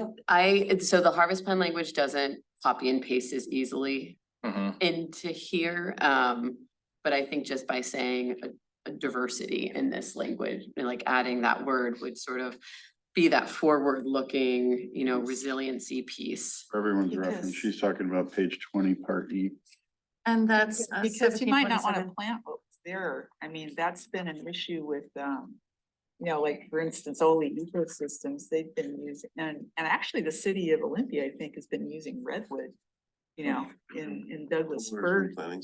Yeah, I mean, they're sort of planning for the future, that we need to.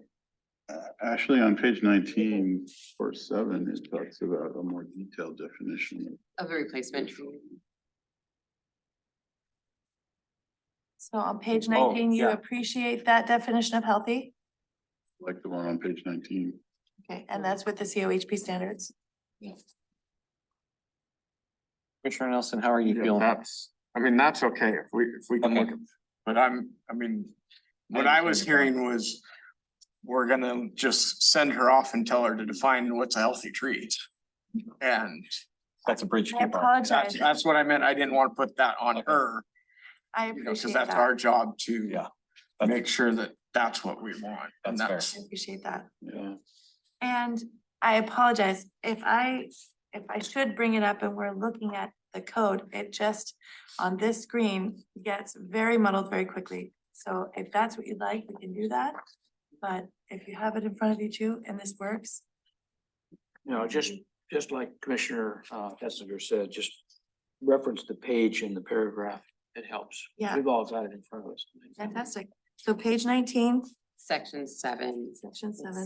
C7, which I do think it covers a lot of those bases. And then there's a subsequent section, page 20, Okay, section E. it sounds like we're all on board with that then. Commissioner Wheatley, I wanted to get back to you Yeah. before we move on to Yeah, I just- notifications. Yeah, maybe you could explain, I mean, as far as I can tell, where is it? In the definitions, there's a change, I think there's a change. You Tell me if there's a change or not, and I'd like some explanation of it, and that is it's about shorelines. Oh, yes. Because I think, Ashley, maybe you brought up that this was a discussion we needed to have, and I'm not sure we ever had it about shorelines can you and tell us what statewide page that is? significance. So, I don't have, so I'm working off the old one. I didn't bring that. So it's in definitions of, chapter 1725. So 17, 25, 200 definition. Shoreline. And if you go down It's to. regulated shorelines. and Shoreline. Shoreline. Yeah, it's changed from regulated shorelines. Page 5. Yeah. Which references the or the RCW 90. 58030.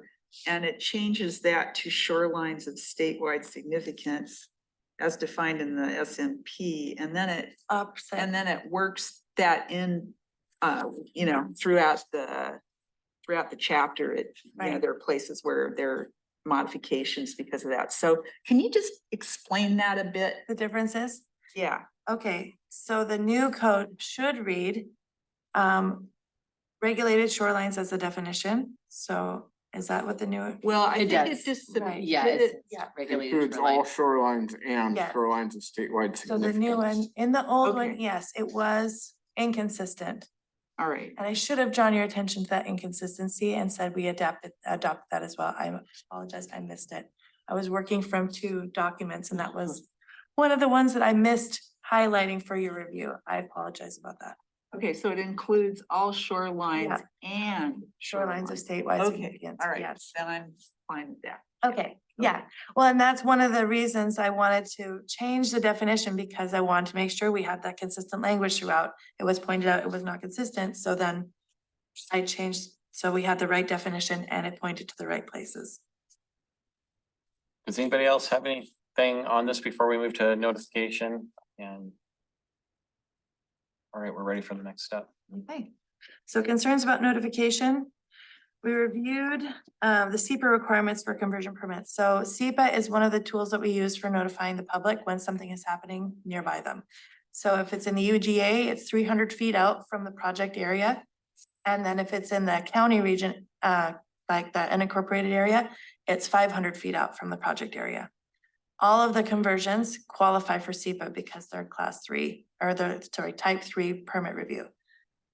So that means that all of the projects that go through this forest conversion permit, right? Because not all projects go through the forest conversion permit because some people choose a DNR permit and they shouldn't, or they are choosing a DNR permit and they're intending to clear and do and replant.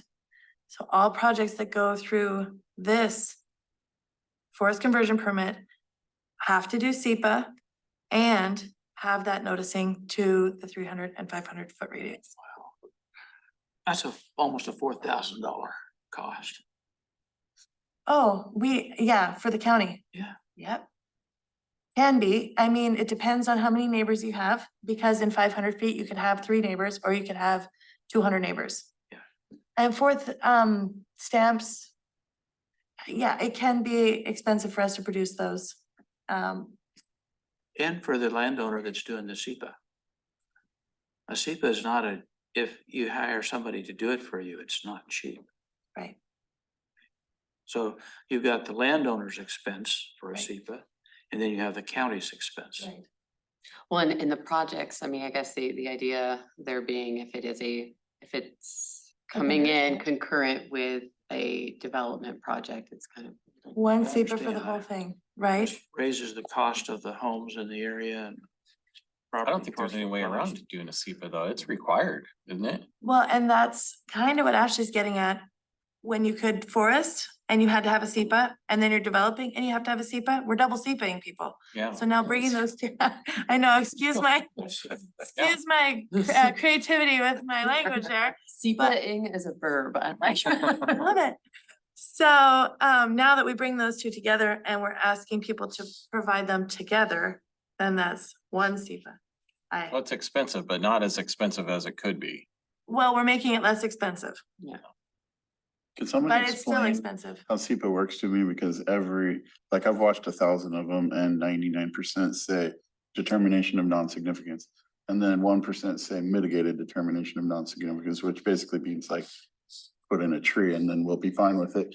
They say that for like 600 unit housing developments. As long as Determination the of zoning. non-significance, like, how is that possible? What does that mean? I think maybe we can hold off on that another day. And I say that only because we are getting some of the questions from community groups and putting together material to help explain all the different types of SEPA. And so once I pull all that together, I will be better. Do a workshop on Better SEPA. versed. I'll sign up. All right, so there is notification when people go through the proper permit is essentially what I'm trying to get at. So there's SEPA notification, I went over, that's 300 and 500, and then the concerns with other jurisdictions and stakeholders. So we wanted to the other jurisdictions being DNR, particularly, that, you know, if they issue a permit, they may not have a sign that they hang on their post. We do have with our permits, there's a green sign that our permit staff gives in a sleeve to the permittee to hang on their project. And there are requirements about where that's to be hung, how it's to be hung, what day it's to be hung. And again, if it's not there, then we have to go through the compliance process. So the pieces of the code are in place. And maybe the practice has some holes in it, but for what we're trying to do, I don't know that there's much more we can do. If you have other ideas, I'm happy to hear them. In terms of notification, and this is the piece where they just cut down 100 trees, nobody knew about it, nobody Unless you know where to go on DNR's website Yeah, to find permits, because they are good at updating that. yeah, When people call in and ask about that, is that the first thing that yes. the person that picks up the phone says, go look at the DNR site? Oh, no, no. Oh, sorry. I didn't mean to agree to that because you hadn't finished your sentence. Sure. The first thing that we do, or the compliance staff does, is go on the DMR website and look at that. Okay. I don't think we typically direct people to go to that website. Or the staff. So staff will do a permit check from multiple agencies to see if there actually is a compliance If issue. there's, yeah, Okay. And then report back to the complainant. yes, Yep, and all that is documented. Yep. In the system. absolutely. What's the penalty? Kind of goes back to where we What's sort the of started the penalty? evening. What's the penalty? I mean, if a person cuts down all the trees and they find out he's not complied, then what happens? It's just like a slap on the hand, or it just kind of get yelled at a little bit? So in some cases, it's stopping the project, right? You can't continue with your project until you remediate. Right? You can't keep going on development until you fix the critical area you destroyed. That kind of thing. In some cases, I haven't seen clear, hard and fast guidelines for fines. I don't know that we have clear, hard and fast guidelines for fines necessarily, because it's monetary. And so as soon as you have a monetary penalty, some people can pay it, some people can't. So, and the best case scenario is moving people to compliance. I think that's why we call it that now. So moving people so that whatever wrong they did, they're repairing that wrong. And that's followed up by staff or That's our compliance? compliance department. Yeah, we have. Yeah. Yeah, I think everybody in this room has seen egregious cases of people doing absolutely horrific stuff. And Yeah. everybody gets angry about it, but I think that that's kind of outside of what we're doing here. But when we make a secondary recommendation to the BOCC, I would encourage that we address that very specific issue. I think that would be definitely it really echoes your concerns, and I think that is definitely a really good place for that level of That's a recommendation. secondary recommendation though, so we'll move forward with this. Fantastic. All right, so that covers the concerns that were mentioned in the public hearing and due to your comments. So I just wanted to let you know what we're hoping for next. So the next is working with the Board of County Commissioners, October through January. And just reviewing with them, bringing your recommendation to them and letting them also do their due diligence and looking through that, having a public hearing. And then hopefully adopting January, February 2024. And that mostly has to do with their timeline and they're just getting enough meetings on the calendar with them During budget season. during budget season and during holiday season. I mean, I'm hoping just like your review, have a review, give some comments, bring it back, public hearing. I'm hoping we can do it in 3 sessions with them. I want to get back to Commissioner Festinger. Just a clarification about the public comments. I heard a lot of different public comments about the changes in percentage that was required to retain or percentages that were allowed to be cut. And this seems to be acting like those only regarded the COHP. Oh, But I don't think that was the case. no, it wasn't the case. I'm sorry. I meant to address it in that first slide. Okay. So when we're talking about the percentage and the definitions, that's what I was referring to. I apologize, that wasn't more clear. So some folks were saying that the landmark trees, so 40-inch diameter and greater, right now in the language for the tree protection standards, it says must retain 70% of those. That must be part of your plan. Some folks are saying those trees are so rare, we need to retain 100% of them.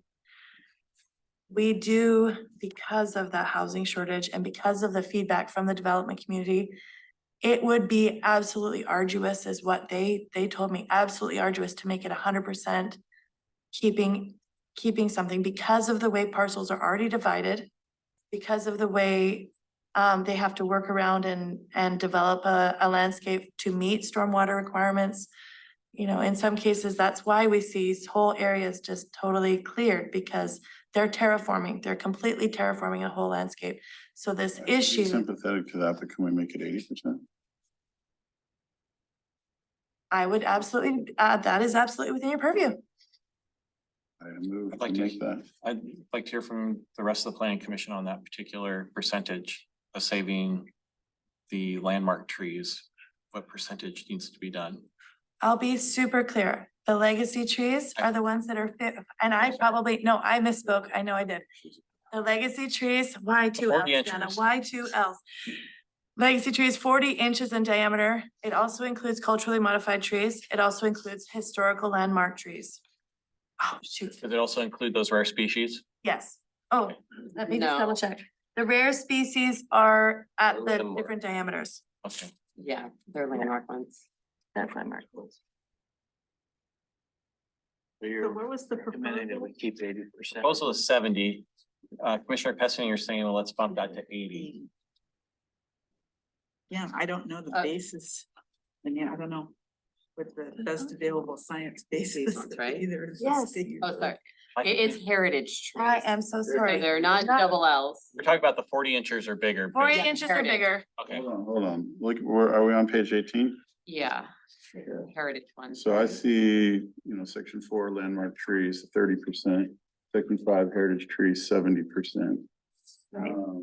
So I is that guess I would supposed to like- say? Is that supposed to say, okay, Heritage. yep, Yeah, so it's that number. yeah. So right above the table. Well, I know, there was a Landmark comment trees about at it. 50%, 30, and heritage trees at 80%. When you came up with these proposed percentages, was that because this is what the other Yes, jurisdictions in the area are doing? yes. This is the percentages that Pierce County had used. Okay. So And we the can, proposal we is can be a little more restrictive. We can be a little, It is up to the planning commission What if they is- want to change. Did those. you also look at Tumwater? no, I hadn't looked at Tumwater. Yeah, it's structured, it's probably gonna be structured a little bit differently just because of the because urban it's level of urban. development versus the more rural. That much big trees. Yeah, When you talked to Pierce County and they were telling you the difference between So I'll 80% come down clearing here. and 90% clearing, and they told you that 90 wasn't working very well, did they give you any feedback on if these percentages were working very well for them? I hadn't asked. They specifically mentioned the COHP percentage Mhm. and said, this isn't working. And then, but they, because I asked the open-ended question, what would you change? If you could change anything in this code, and they did not mention these percentages, So it could be presumed that they thought these percentages worked well for them. right? It could be presumed. Or they didn't rise to the top of the level of things that they would change, top of the list of the things that they would change. Also, Some of my concerns are that if you don't let people. If you make that percentage too great, then people are going to.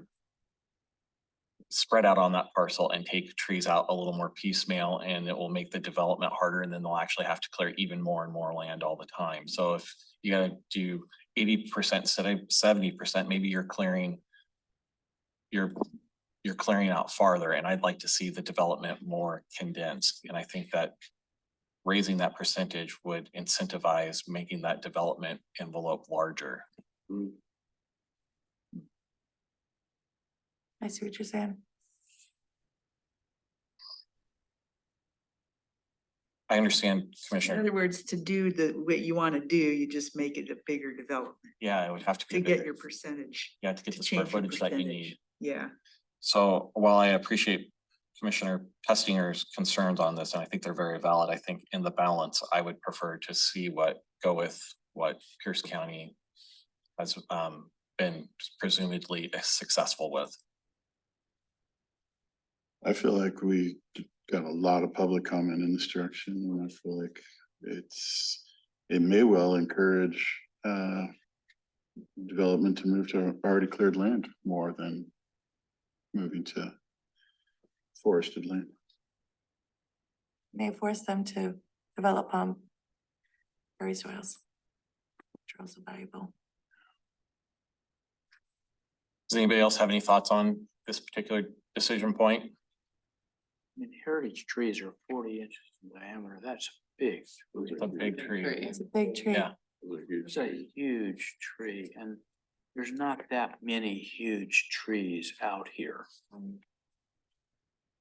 think that big start getting pulpy in the middle. Yeah, and that's what happens with them. And the arborist will tell you that, you know, you need to take that tree down because the tops start going rotten. Mhm. Particularly if it's next to a road or next to a house or next to anywhere where it's being compacted. You know, where somebody's driving over the roots or something like that, it becomes a real problem. So you leave too many of them up and they'll leave them up and then the homeowner is gonna end up having to take them down because It's they a danger tree. put a driveway where it becomes a danger. If you look at page 19, section 6, retaining trees, gives all of this clear description of relatively sound and solid trunk with no extensive decay or hollow, no major insect or pathological, no significant crown damage, et cetera, et cetera. So you're saying it would be 80% of those good trees, those healthy trees? Okay. And that's what it would be when you made your development, but it doesn't take long for those trees to go bad when you drive down between them. I mean, Yeah. I've seen it. I've got a guy that wanted all of his damn trees, so he made his road like this all the way through them. 20 years later, all those trees are bad because the root systems have been compacted so bad they're rotten. Yeah, we've seen where a neighbor will cut down a bunch of his big trees and leave a few standing, and then they are more prone to being wind blown because they don't have the That protection too. of the group. Okay, you've convinced me 100%. Yeah, I can show you what that looks like. Well, we have to come to a decision on this particular point. So I guess this decision point is either to accept the language and that is already here, or to tighten this up to Commissioner Pestinger's suggestions of 50 and 80%. Well, just one last comment. If we believe what we're saying about, okay, these bigger trees, they're on their way out, they're problematic, then wouldn't we say landmark trees at 24 to 40 are the ones to be heritage trees in the near future? Let's save more of those. So instead of growing heritage trees from 70 to 80, then we should grow landmark trees from 30 to 40 or 30 to 50. Yeah, I don't know. I feel like I'm a little too dumb on this. Yeah, these are questions that I got 200 This trees. is- out here. require a really lot why- of research. And this is why I It dug is into more. an existing jurisdiction that Yeah, has codes and that are Most working. of them Mhm. are under 24 inches. Because that's what Yeah. we have to go on, Is because there any we, state guidance on this? no.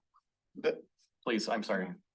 Are they working in the sense that, you know, how do you define what's working, or how does Pierce County define that? Does that mean that people are, you know, that the trees are being preserved, or does it mean that people are doing the process? That could be both, right? But, you know, Yeah, people but are there you doing the get the process. Yeah, distinction. there is a distinction. And so that people are doing the process is a big part of protecting the trees. Yeah. The people are actually following this guidance instead of not getting a permit, instead of cutting 4,999 board feet. Yeah. And it's per year. They could cut 3,000 one year and 3,000 next year. They got 6,000 board feet in 2 years. Yeah, well, that's not as easy as it sounds, because when they're cutting that many board feet, they gotta get somebody to truck. come in and cut it. They That's gotta true. log it, and that it's so expensive that you're not making anything. Right, I guess. Well, I mean, the ultimate question is, does Pierce County feel that it's working as intended? Not does it get people through the door, but is it actually effective? I in believe the that's the physical question world. I asked. I don't know if Yeah. I used those exact words. And I believe the answer was yes, except this 90%. That's not working as intended. And it's not getting enough people through the door on a COHP. If we back it up to 80, we'd have more people in on a COHP and be looking at more critical areas. And I was able to pull up Tumwater's draft code as it currently stands, because they have completed an urban forestry management plan, but they're still in the process of the code piece. Heritage trees for the city of Tumwater are trees that are actually like nominated to be on a list for protection. So they're treated a little bit differently. They have a plaque and all that stuff. So you gotta go essentially through a nomination process.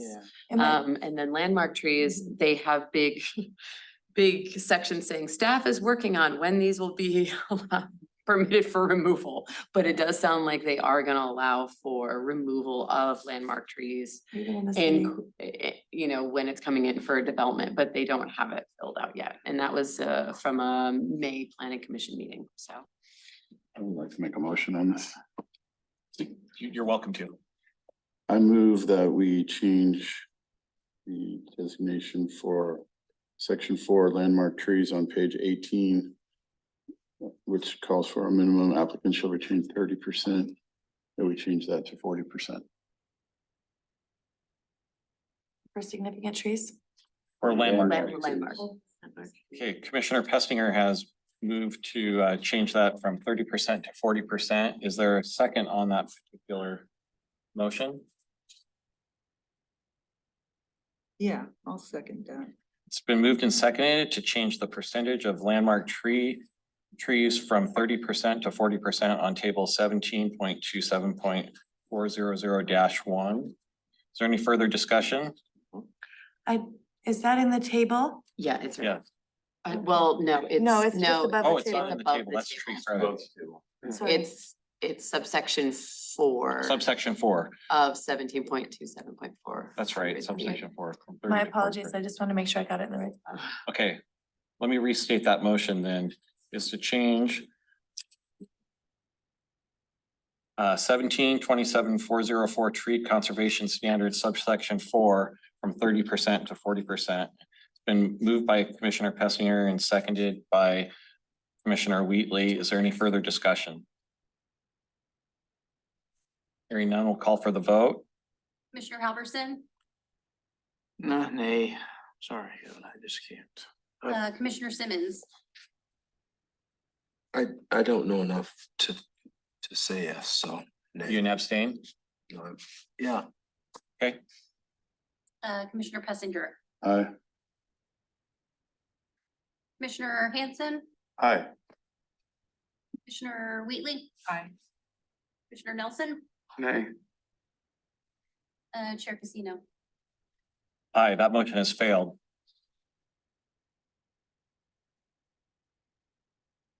At this time, I would entertain any other motions that somebody else might have.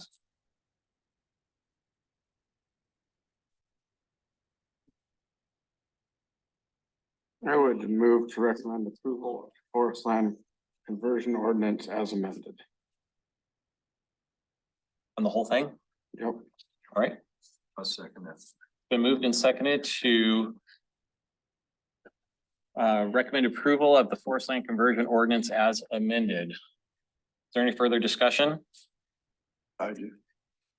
Commissioner Pessinger, please.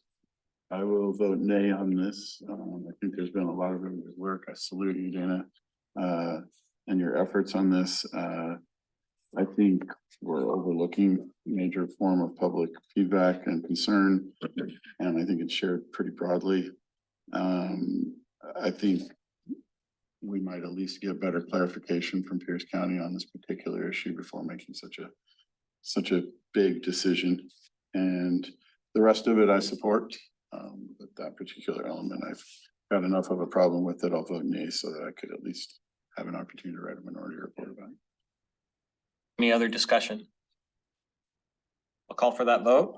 Commissioner Halverson, Aye. Commissioner Simmons, Aye. Commissioner Pessinger, Nay. Commissioner Hanson, Aye. Wheatley, Nay. Commissioner Nelson, Aye. Chair Casino. Aye, that motion passes.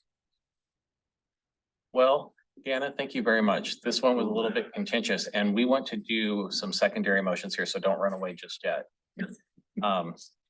But I am glad that we are through that part and I hope that in the findings of fact that you can also let the commission, the EOCC understand that this particular sticking point was something that they should pay particular attention to. And one other thing that I really want to bring to your attention is this is phase one of 4 phases. That there are opportunities as we go through this to revise and to improve. Right? When we look at titles 18 and 20 with regard to the open space and the zoning. There will be, and that's after we have all the data for the tree canopy Very good. assessment. So then we will have more data. But this is like almost square peg in a round drainer stop to get some things taken care of while we can. Great. That's.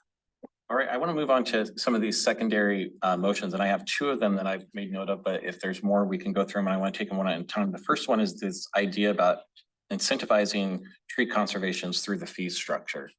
And if we want to make a recommendation to the BOCC somewhere along that line, and I'd open that up for discussion. Does this come up in any of the other phases that you're talking about? There is there's an opportunity to point the BOCC this direction through the tree canopy study and make a recommendation when we see that data in that direction, if the data supports it. There's that piece as it relates specifically to permits for forest conversion or whatnot. There's also just other opportunities to look at the fee structure in a more innovative way than just have it be straight cost recovery, to try to incentivize, developments that are geared toward conservation or that speak to affordable housing or, so. Well, it all speaks to affordable housing. We're in that problem right now. But my problem, as I talked about at a work session a month ago, was I think the permits process for this needs to be really low to encourage it, but that the ramifications of violation need to be high. That's going to be the second topic Okay. that we are going to get to. So, I mean, that's where I'm coming from, because what I want to try to do is to encourage the application and the use of this, but discourage violation of it. I mean, that's where I'm coming. Okay, so specific to the idea of incentivizing tree conservation through fee structures, I would like to think that we're all on board on this, but that we would like the BOCC to take this topic seriously and ask staff to put a lot of effort into trying to figure out a way to do that. To minimize fees on the permit process. And increase fees on the penalty. Say that again? Enforcement or penalty.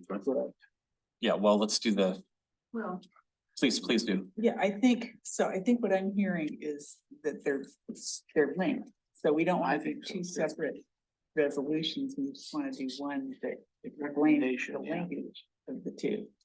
Okay, well, if we got the discussion part of that, it's fine. We don't have to actually make a second recommendation, but at least the discussion point is done. We can move on to the second discussion point is how we'd like to sharpen up penalties for cheaters.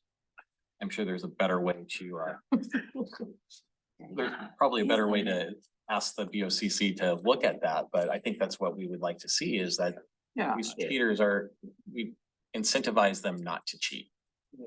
It sounds like that's coming down the road though, and we haven't really had a discussion on that. I mean, we've had like fringe stuff, we've talked about it, but we haven't got in depth to it, and I think what I'm hearing is that it's coming. But that part won't come through us though, will it? No, Okay. it's I see what you're saying. Yeah. the Board of County Commissioners. Some of the compliance stuff does, because we just changed it. I'm gonna say 5 years ago, Mhm. because what it was prior was basically, oh, you did something you're not supposed to do. You pay the permit fee, you get your permit, and then you move on. Right. Yeah, And the county actually changed that to, you did something that you're not supposed to do. Not only are you going to have to pay fines for that, you're going to have to return it to the state it was before. So if you built a porch on your house, not only could they say, well, pay us for the permit and, but they can now say, pay us for the permit. Or for whatever the fine is, not for the permit. Tear the porch off and then come out, then maybe we'll let you come back and apply for a permit. So, I mean, until we know, I don't know what the fees are and what the fines are. I mean, Well, that's not the only way to do it. I mean, that's where Clallam said, you know, post a bond, like if you do it wrong, we're taking the money and you know, it has to be enough to be able to fix it again. I don't know if we need to give them the instructions on exactly how to sharpen that scale. Right, but I'm just saying, I mean, there are a lot of, well, exactly, so I mean, we should keep our language here open, and it's the concept that's important. That's exactly. It's not saying how it should be done, it's just the concept. That's why my recommendation was, you know, to the Board of County Commissioners would be to reduce the fees to the absolute minimum to incentivize people to apply for the permit and increase the penalties to prohibit violation. To discourage violation. Discourage violation. Is that a motion? Well, could I suggest do. that, you know, one of the pieces, and Deanna mentioned this, one of the pieces we had brought before the Board of County Commissioners when we first started talking about tree conservation was this programmatic approach, which would include these elements. It could be outreach and education to let people know that there is a website that exists that has all these permits listed on it from DNR. It could be looking at fee structures. It could be looking at ways to. Cost share for people who. Yeah, I mean, there's a wanna number of keep different trees. things, but whether that is sort of the bigger motion is like encouraging a programmatic approach. And then you could say, for example, fee structures, compliance, outreach, education, but I mean, I've heard all of those things come up tonight. Sorry. And they all take a board action. Commissioner Day is a hunter. Could we send him in as an enforcer? You know, I think, I agree with you, because when we were discussing this earlier, you said that was one of the constraints you were up against, was that you couldn't look at, you know, that there is a line drawn there and you couldn't look at programmatic solutions. And so I think it would be a really good idea for us to highlight the fact that you could do more if you were willing to go there. Your support on that would Yeah. probably help tip that scale and bring that back up again. And the data from the tree canopy study. Yeah, Both of those things would change that conversation.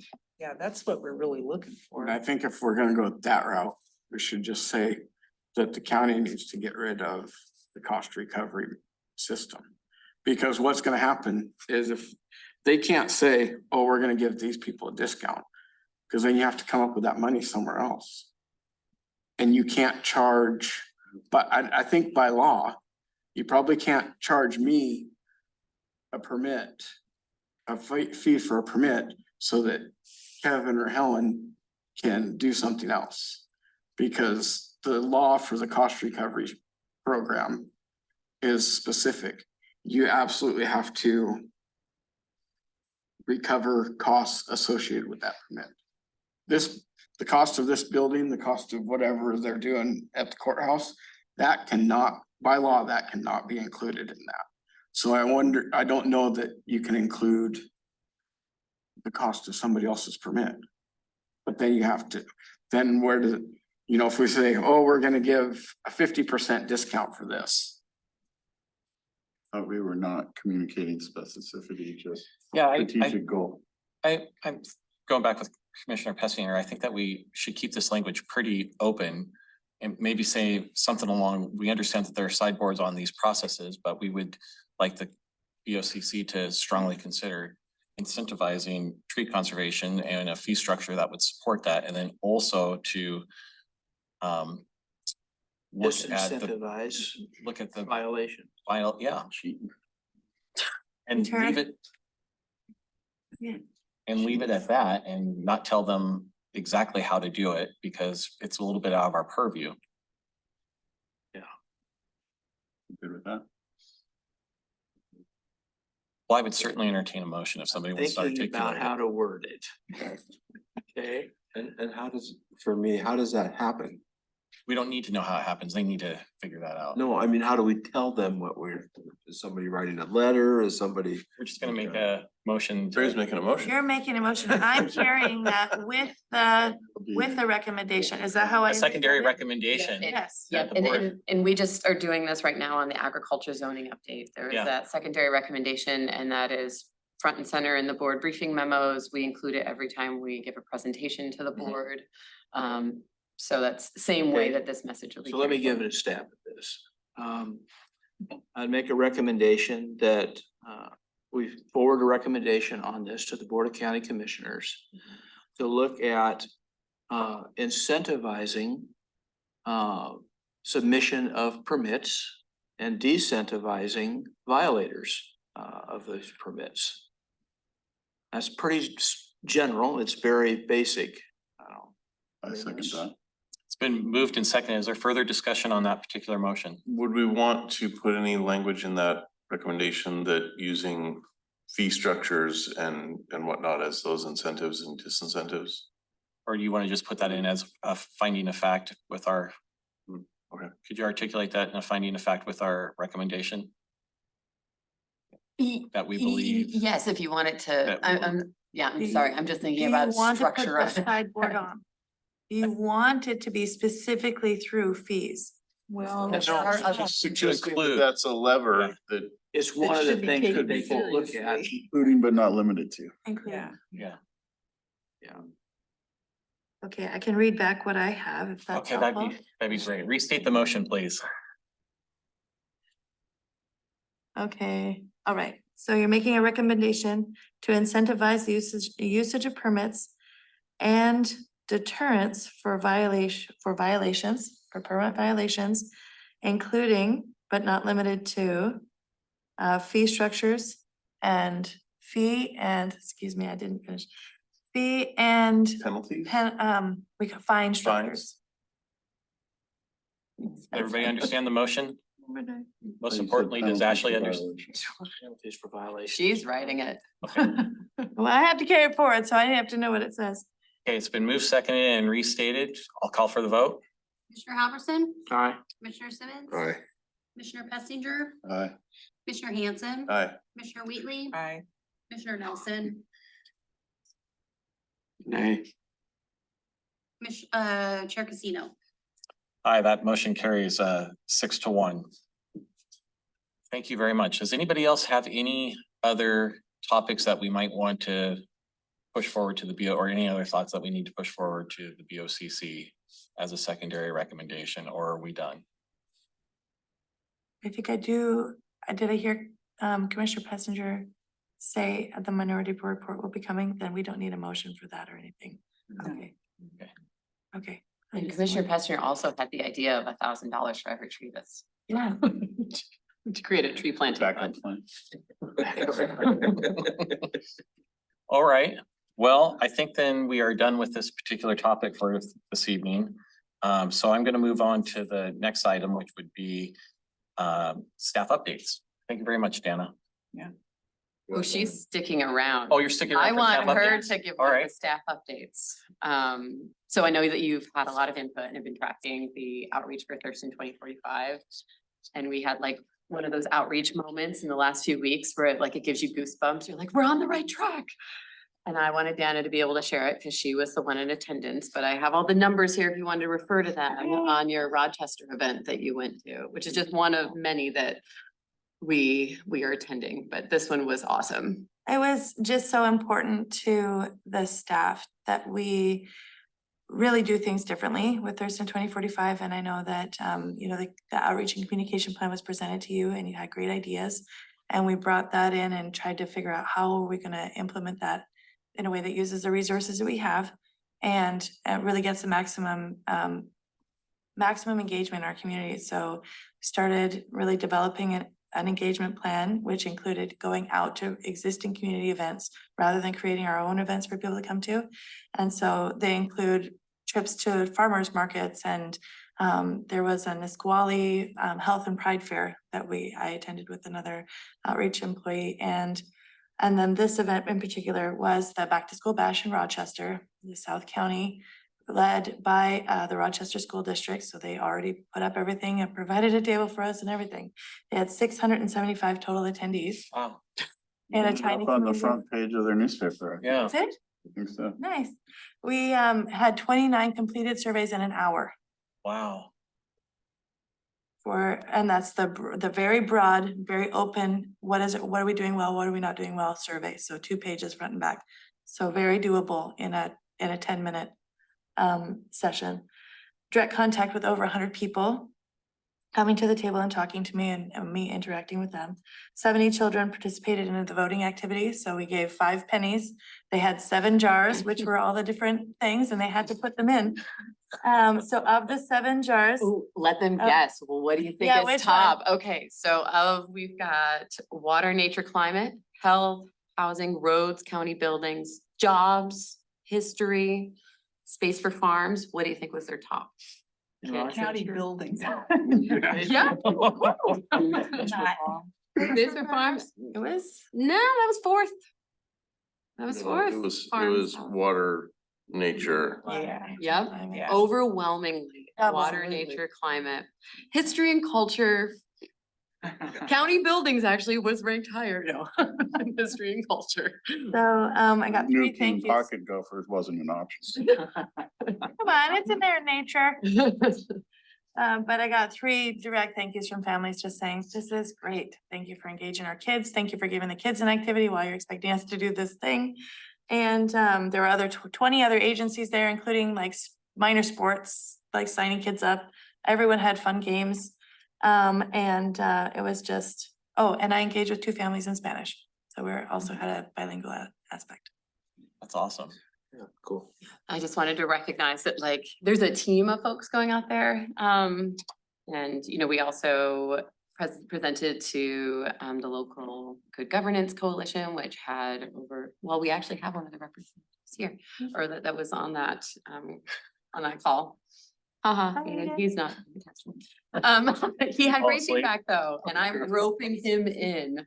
But one of the questions that we asked the local Good Governance Coalition, because as we had like 25 folks on this phone call, was like, there's no way we can form advisory groups for these different topics and have as many people participate that will want to participate. So I think the model we're going to be moving forward with, and with like your feedback as well, is holding these bigger summits where we can have partners come, help us facilitate breakout sessions, but have it be more open instead of trying to select, 10 to 15 people to participate over the course of months. And so right now, I think it's kind of leaning toward like big climate summit, big housing summit, and would love to have the planning commission participate in that.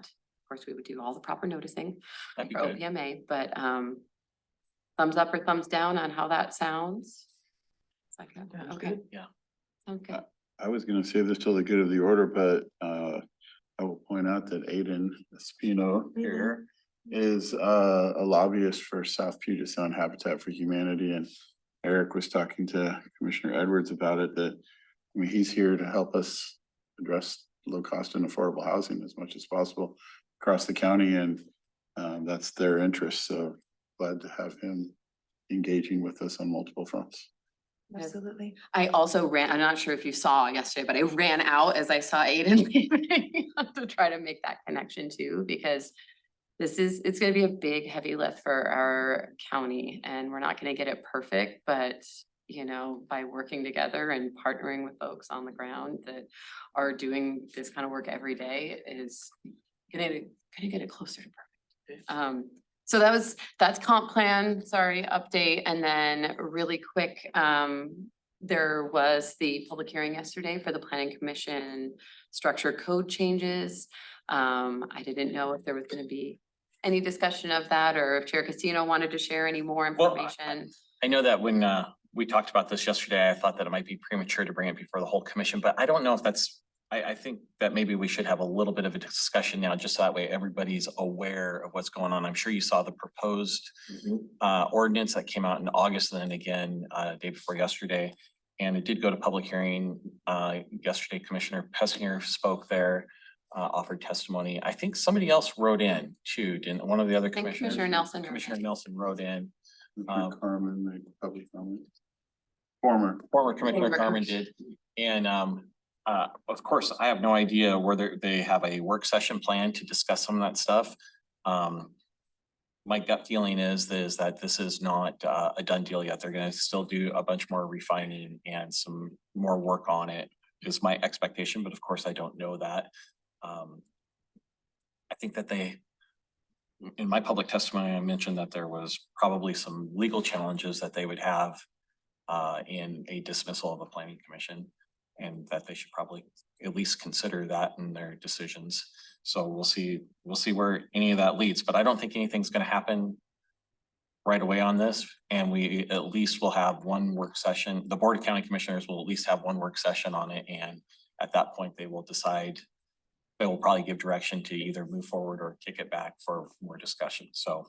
And I can just say when I was looking to see if it gotten scheduled yet before this meeting started, and I couldn't find it on the master calendar. But when we do know exactly when that is, we'll be sure to share it with the Yeah. planning commission.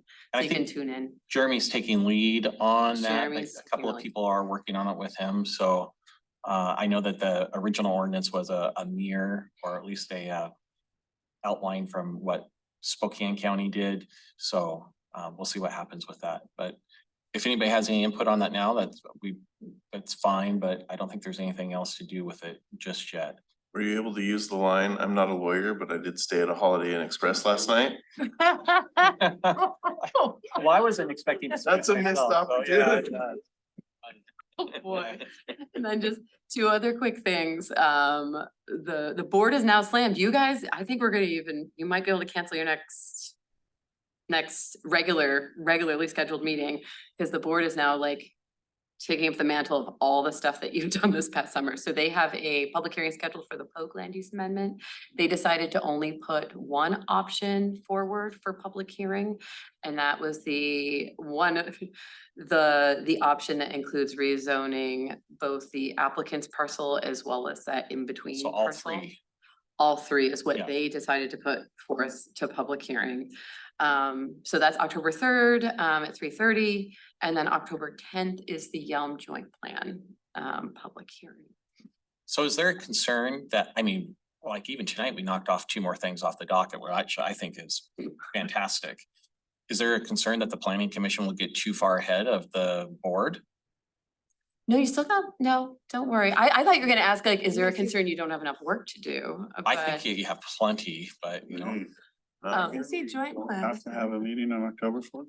there's a possibility, but we're not deciding that Possibility, yet. yeah.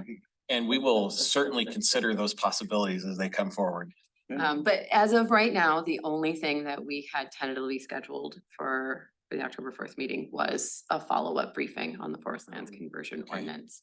I mean, I think taking a little breather before we really start getting into comp plan is a gift that we should give you after this summer. Hearing next week. So should we do make have- that you have decision that at the one. public hearing next, should we make that decision at our meeting with the Yes, public you hearing next can make week? it then. Okay. So September 27th, yep, next week. So if you can we'll give be us a back staff here. update on whether or not you think we need one, then we'll make that decision, because you'll probably have more information by then. On that, did the city of Lacey actually hold You a did. meeting? Okay. They did, Yeah. but they have completely different noticing requirements, and so I'm sure no one read the legal notice, but it was a little funky. It was like, well, we scheduled ours, but they don't actually have to schedule theirs until 10 days before. It was, they followed through, they just didn't have to follow through as quickly as we have to because of our noticing requirements of the county. Okay. So, but it's all set, we're good to go. I just want to have a meeting scheduled and then have them not have No. had their meeting. They've got it, and they have provided additional information that was sort of the conditional, moving forward with public hearing by our commission was that staff come back with additional info. Are we So- planning on doing a work session after the public hearing? Okay, well, any other staff updates? Nope, unless you have All any right, that questions. rolls us right into the calendar then. So our next meeting is a week from today, and it is on that joint plan with Lacey here, where we will have that public hearing. So is there anybody that's expecting not to make it? I'm a maybe. Say that again? I'm a maybe. You're a maybe, okay. Okay. Anybody else? Right, well, Oh, no, I can't make it that one. okay. Okay, we are going to be pushing quorum. Rick's supposed to be back this weekend. Derek's supposed to be back. Yeah, That's what he told me. our quorum is still 5. Yeah. So if you can make it, please do make it. And if you can't make it, please let staff know as soon as you know, so that way we can wrangle people. And hopefully Lacey has quorum this time. Can we operate without them? Because it's still We our, can. yeah, We can, and the reason we do it jointly is it's really for the citizens Yeah. and members of the public that want to participate. If they set, if we have to break them apart, then Lacey has to hold their own public hearing and folks That's their might feel the problem. need to comment there. So we're trying to do it jointly, but it doesn't have to be joint. okay. And then we'll hear an update at that time on whether or not we, it would be appropriate to cancel that October 4th meeting. And so we'll make that decision after our public hearing and our work plan. I'll see if we can drum up some work for you. You don't have to. I have a question about that, and I don't think this is the case next Wednesday, but if I was able to make it, not at the beginning of the meeting, but while the meeting was going on, does that then, like if somebody was the person that created quorum Mhm. and they showed up after the beginning of the meeting, Yeah. what happens? We don't have quorum till you actually show up. And then does that then allow for things to move forward from We there? wouldn't be able to vote, so we wouldn't have quorum for vote on stuff that you didn't experience. I don't think. Yeah. You're the, well, Yeah, you're the, I don't know should be how the it works. parliamentarian. I mean. Well, you're I the think smart you guy have a here. problem because you don't, approval of the agenda requires quorum. Right, Yeah, right, okay. No, but our hearing doesn't start till 7. And I'm guessing if that's the only thing, we probably won't be starting the meeting at 6:30. I think we're scheduled to start at 6:45. 6:45 and Just to do introductions and. do introductions, and then maybe that'd be a good time to figure out if we want to do October 4th. But, all right, well, please show up if you can or call in, because that counts. It does. Does anybody else have concerns about the calendar? Some stuff for work. Yeah, it's not our regular first and third Wednesdays. No. Does anybody have anything for the good of the order? So I'll just share, 'cause I looked it up because I had forgotten what I said. I just made 4 points for the county commissioners. I said, number 1, I didn't think that they should appoint at-large commissioners until all 5 commissioners have been seated. Because it's not like it's a long deal. I think, I think a 9-person commission with 4-year terms is gonna be a lot of turnover. And it might be hard to get people going. I'm glad to see that they're going back to a consistent date for terms expiring rather than everybody being all over the counter. And I said that maybe they should add a clause that no more than 2 at-large members should be from the same district. Yeah, I really liked, I think it was Kevin's recommendation that we go with 2 per commissioner for a total of 10. Yeah. Well, as long as we're on the topic, Yeah. I'll throw out another idea there that I'm sure I'm just gonna get pilloried over. But I feel that the unincorporated county doesn't have as much say over their lives as they should, and it would not hurt my feelings at all if there was a limitation on how many planning commissioners lived in urban areas. And the districts go through both urban and unincorporated areas. So finding planning commissioners that live in the unincorporated areas where the decisions that we make will actually affect them, everybody has skin in the game. I think there's some value to that. To include UGAs. Probably. Well, the county still has a lot of has jurisdiction of the That's why I GDA. say to include UGA. Yeah. Well, I would just have to say, I don't necessarily agree with that, just so. You don't have to. Like I said, I expect to have some real pushback on that. Yeah, I thought everybody lived in. Oh, no, we have a lot of people that live in the city and the other thing is I don't want to see anybody pushed off the commission because of this redistricting thing. I think that the learning curve is too steep and the discussions that we've had over the last 2 years have been the best discussions that the planning commission has had in a long time. And so I would encourage them to keep everybody that they can. But you know, that's outside my purview too. I thought there was a comment at one time that the number 9 was established in state law. That was only under RCW 30 in Title 36. Okay. And we are a Title 35 planning community, so we have the I think we can go anywhere from 6 to 15 is what that law says or something. 3 to 12. Yeah. What? 3 to 12. 3 to 12, okay. 12, oh. Yeah. So we have more flexibility doing it that way. But again, none of these decisions are going to be ours, but at some point or another, it would not surprise me at all if the planning commission has at least some input on it. To your comment about the county and everything, I definitely get the concerns. And I wouldn't necessarily be opposed to saying, you know, if a county commissioner had 2 appointees, at least one of them should be from within the unincorporated county. But I can tell you a few things that sort of make that not as maybe as critical as you might think. I mean, I live in Lacey city limits. I have one brother who lives in the county. I have another brother who lives in the city limits. I have a dad who lives in the county and a mom who lives in the city limits. Like I get different perspectives and I'm open to, you know, all of those viewpoints. Commissioner Day, I know, for example, he has a house where he's registered to vote that he lives in on a day-to-day basis that's in the city of Olympia, but he also has a house in the county up on the Henderson Inlet and that he's building up or renovating.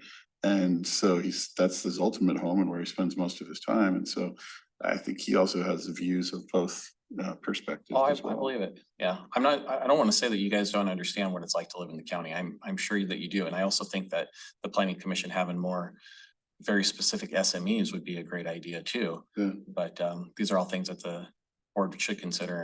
And if we have the opportunity to say that we'd like them to consider it, I think that'd be good. Just as a recommendation to that end, I know that there are other boards in our community that recommend that however it works out, that there are a majority of rural landowners or rural residents on the committee. I mean, just so that that does balance and it doesn't have to be, you know, it can accommodate. I think, I don't know what our current status is too, so it's. I think that there's also been a lot of discussion on whether or not we have to have an odd number, so that way we can have a decisive, you know, yay or nay, but I don't actually see any value to that because if we send the BOCC a recommendation that's 5-4, it's not gonna weigh any different with them than a recommendation that's 5-5. You know, That's true. and Yeah, we're not deliberative. yeah, they're not binding in any way, so they're just recommendations. So how many people is important, but you know, it's not binding, so I don't think that matters. Does the number allow for the chair to be excluded from that number? Like in some cases, there's a certain number of people on I think the chair has a to be body, elected and from then there's commission. I think the chair has to be elected from the commission, but I don't remember for sure. Yeah, thank you. Do you? Yeah. I will point out that rules of procedure that we have. It's very clear now looking at all these codes and RCWs about the formation of a planning commission, then the Thurston County codes for how we're required to be structured, that code is something that we are supposed to decide. The rules of procedure are what we're supposed to decide. Now, we probably want to say that we're going to follow those other things, but I mean, we're at a point now, it doesn't make sense to have a governance committee put together and start trying to come up with new ideas. There's going to be a new planning commission in January. So let them figure that out. Fair. Does anybody else have anything for the good of the order? Yes, thank you. Thank you that was a heavy lift. Great job. All right, well, having no further business, this meeting is adjourned. Oh.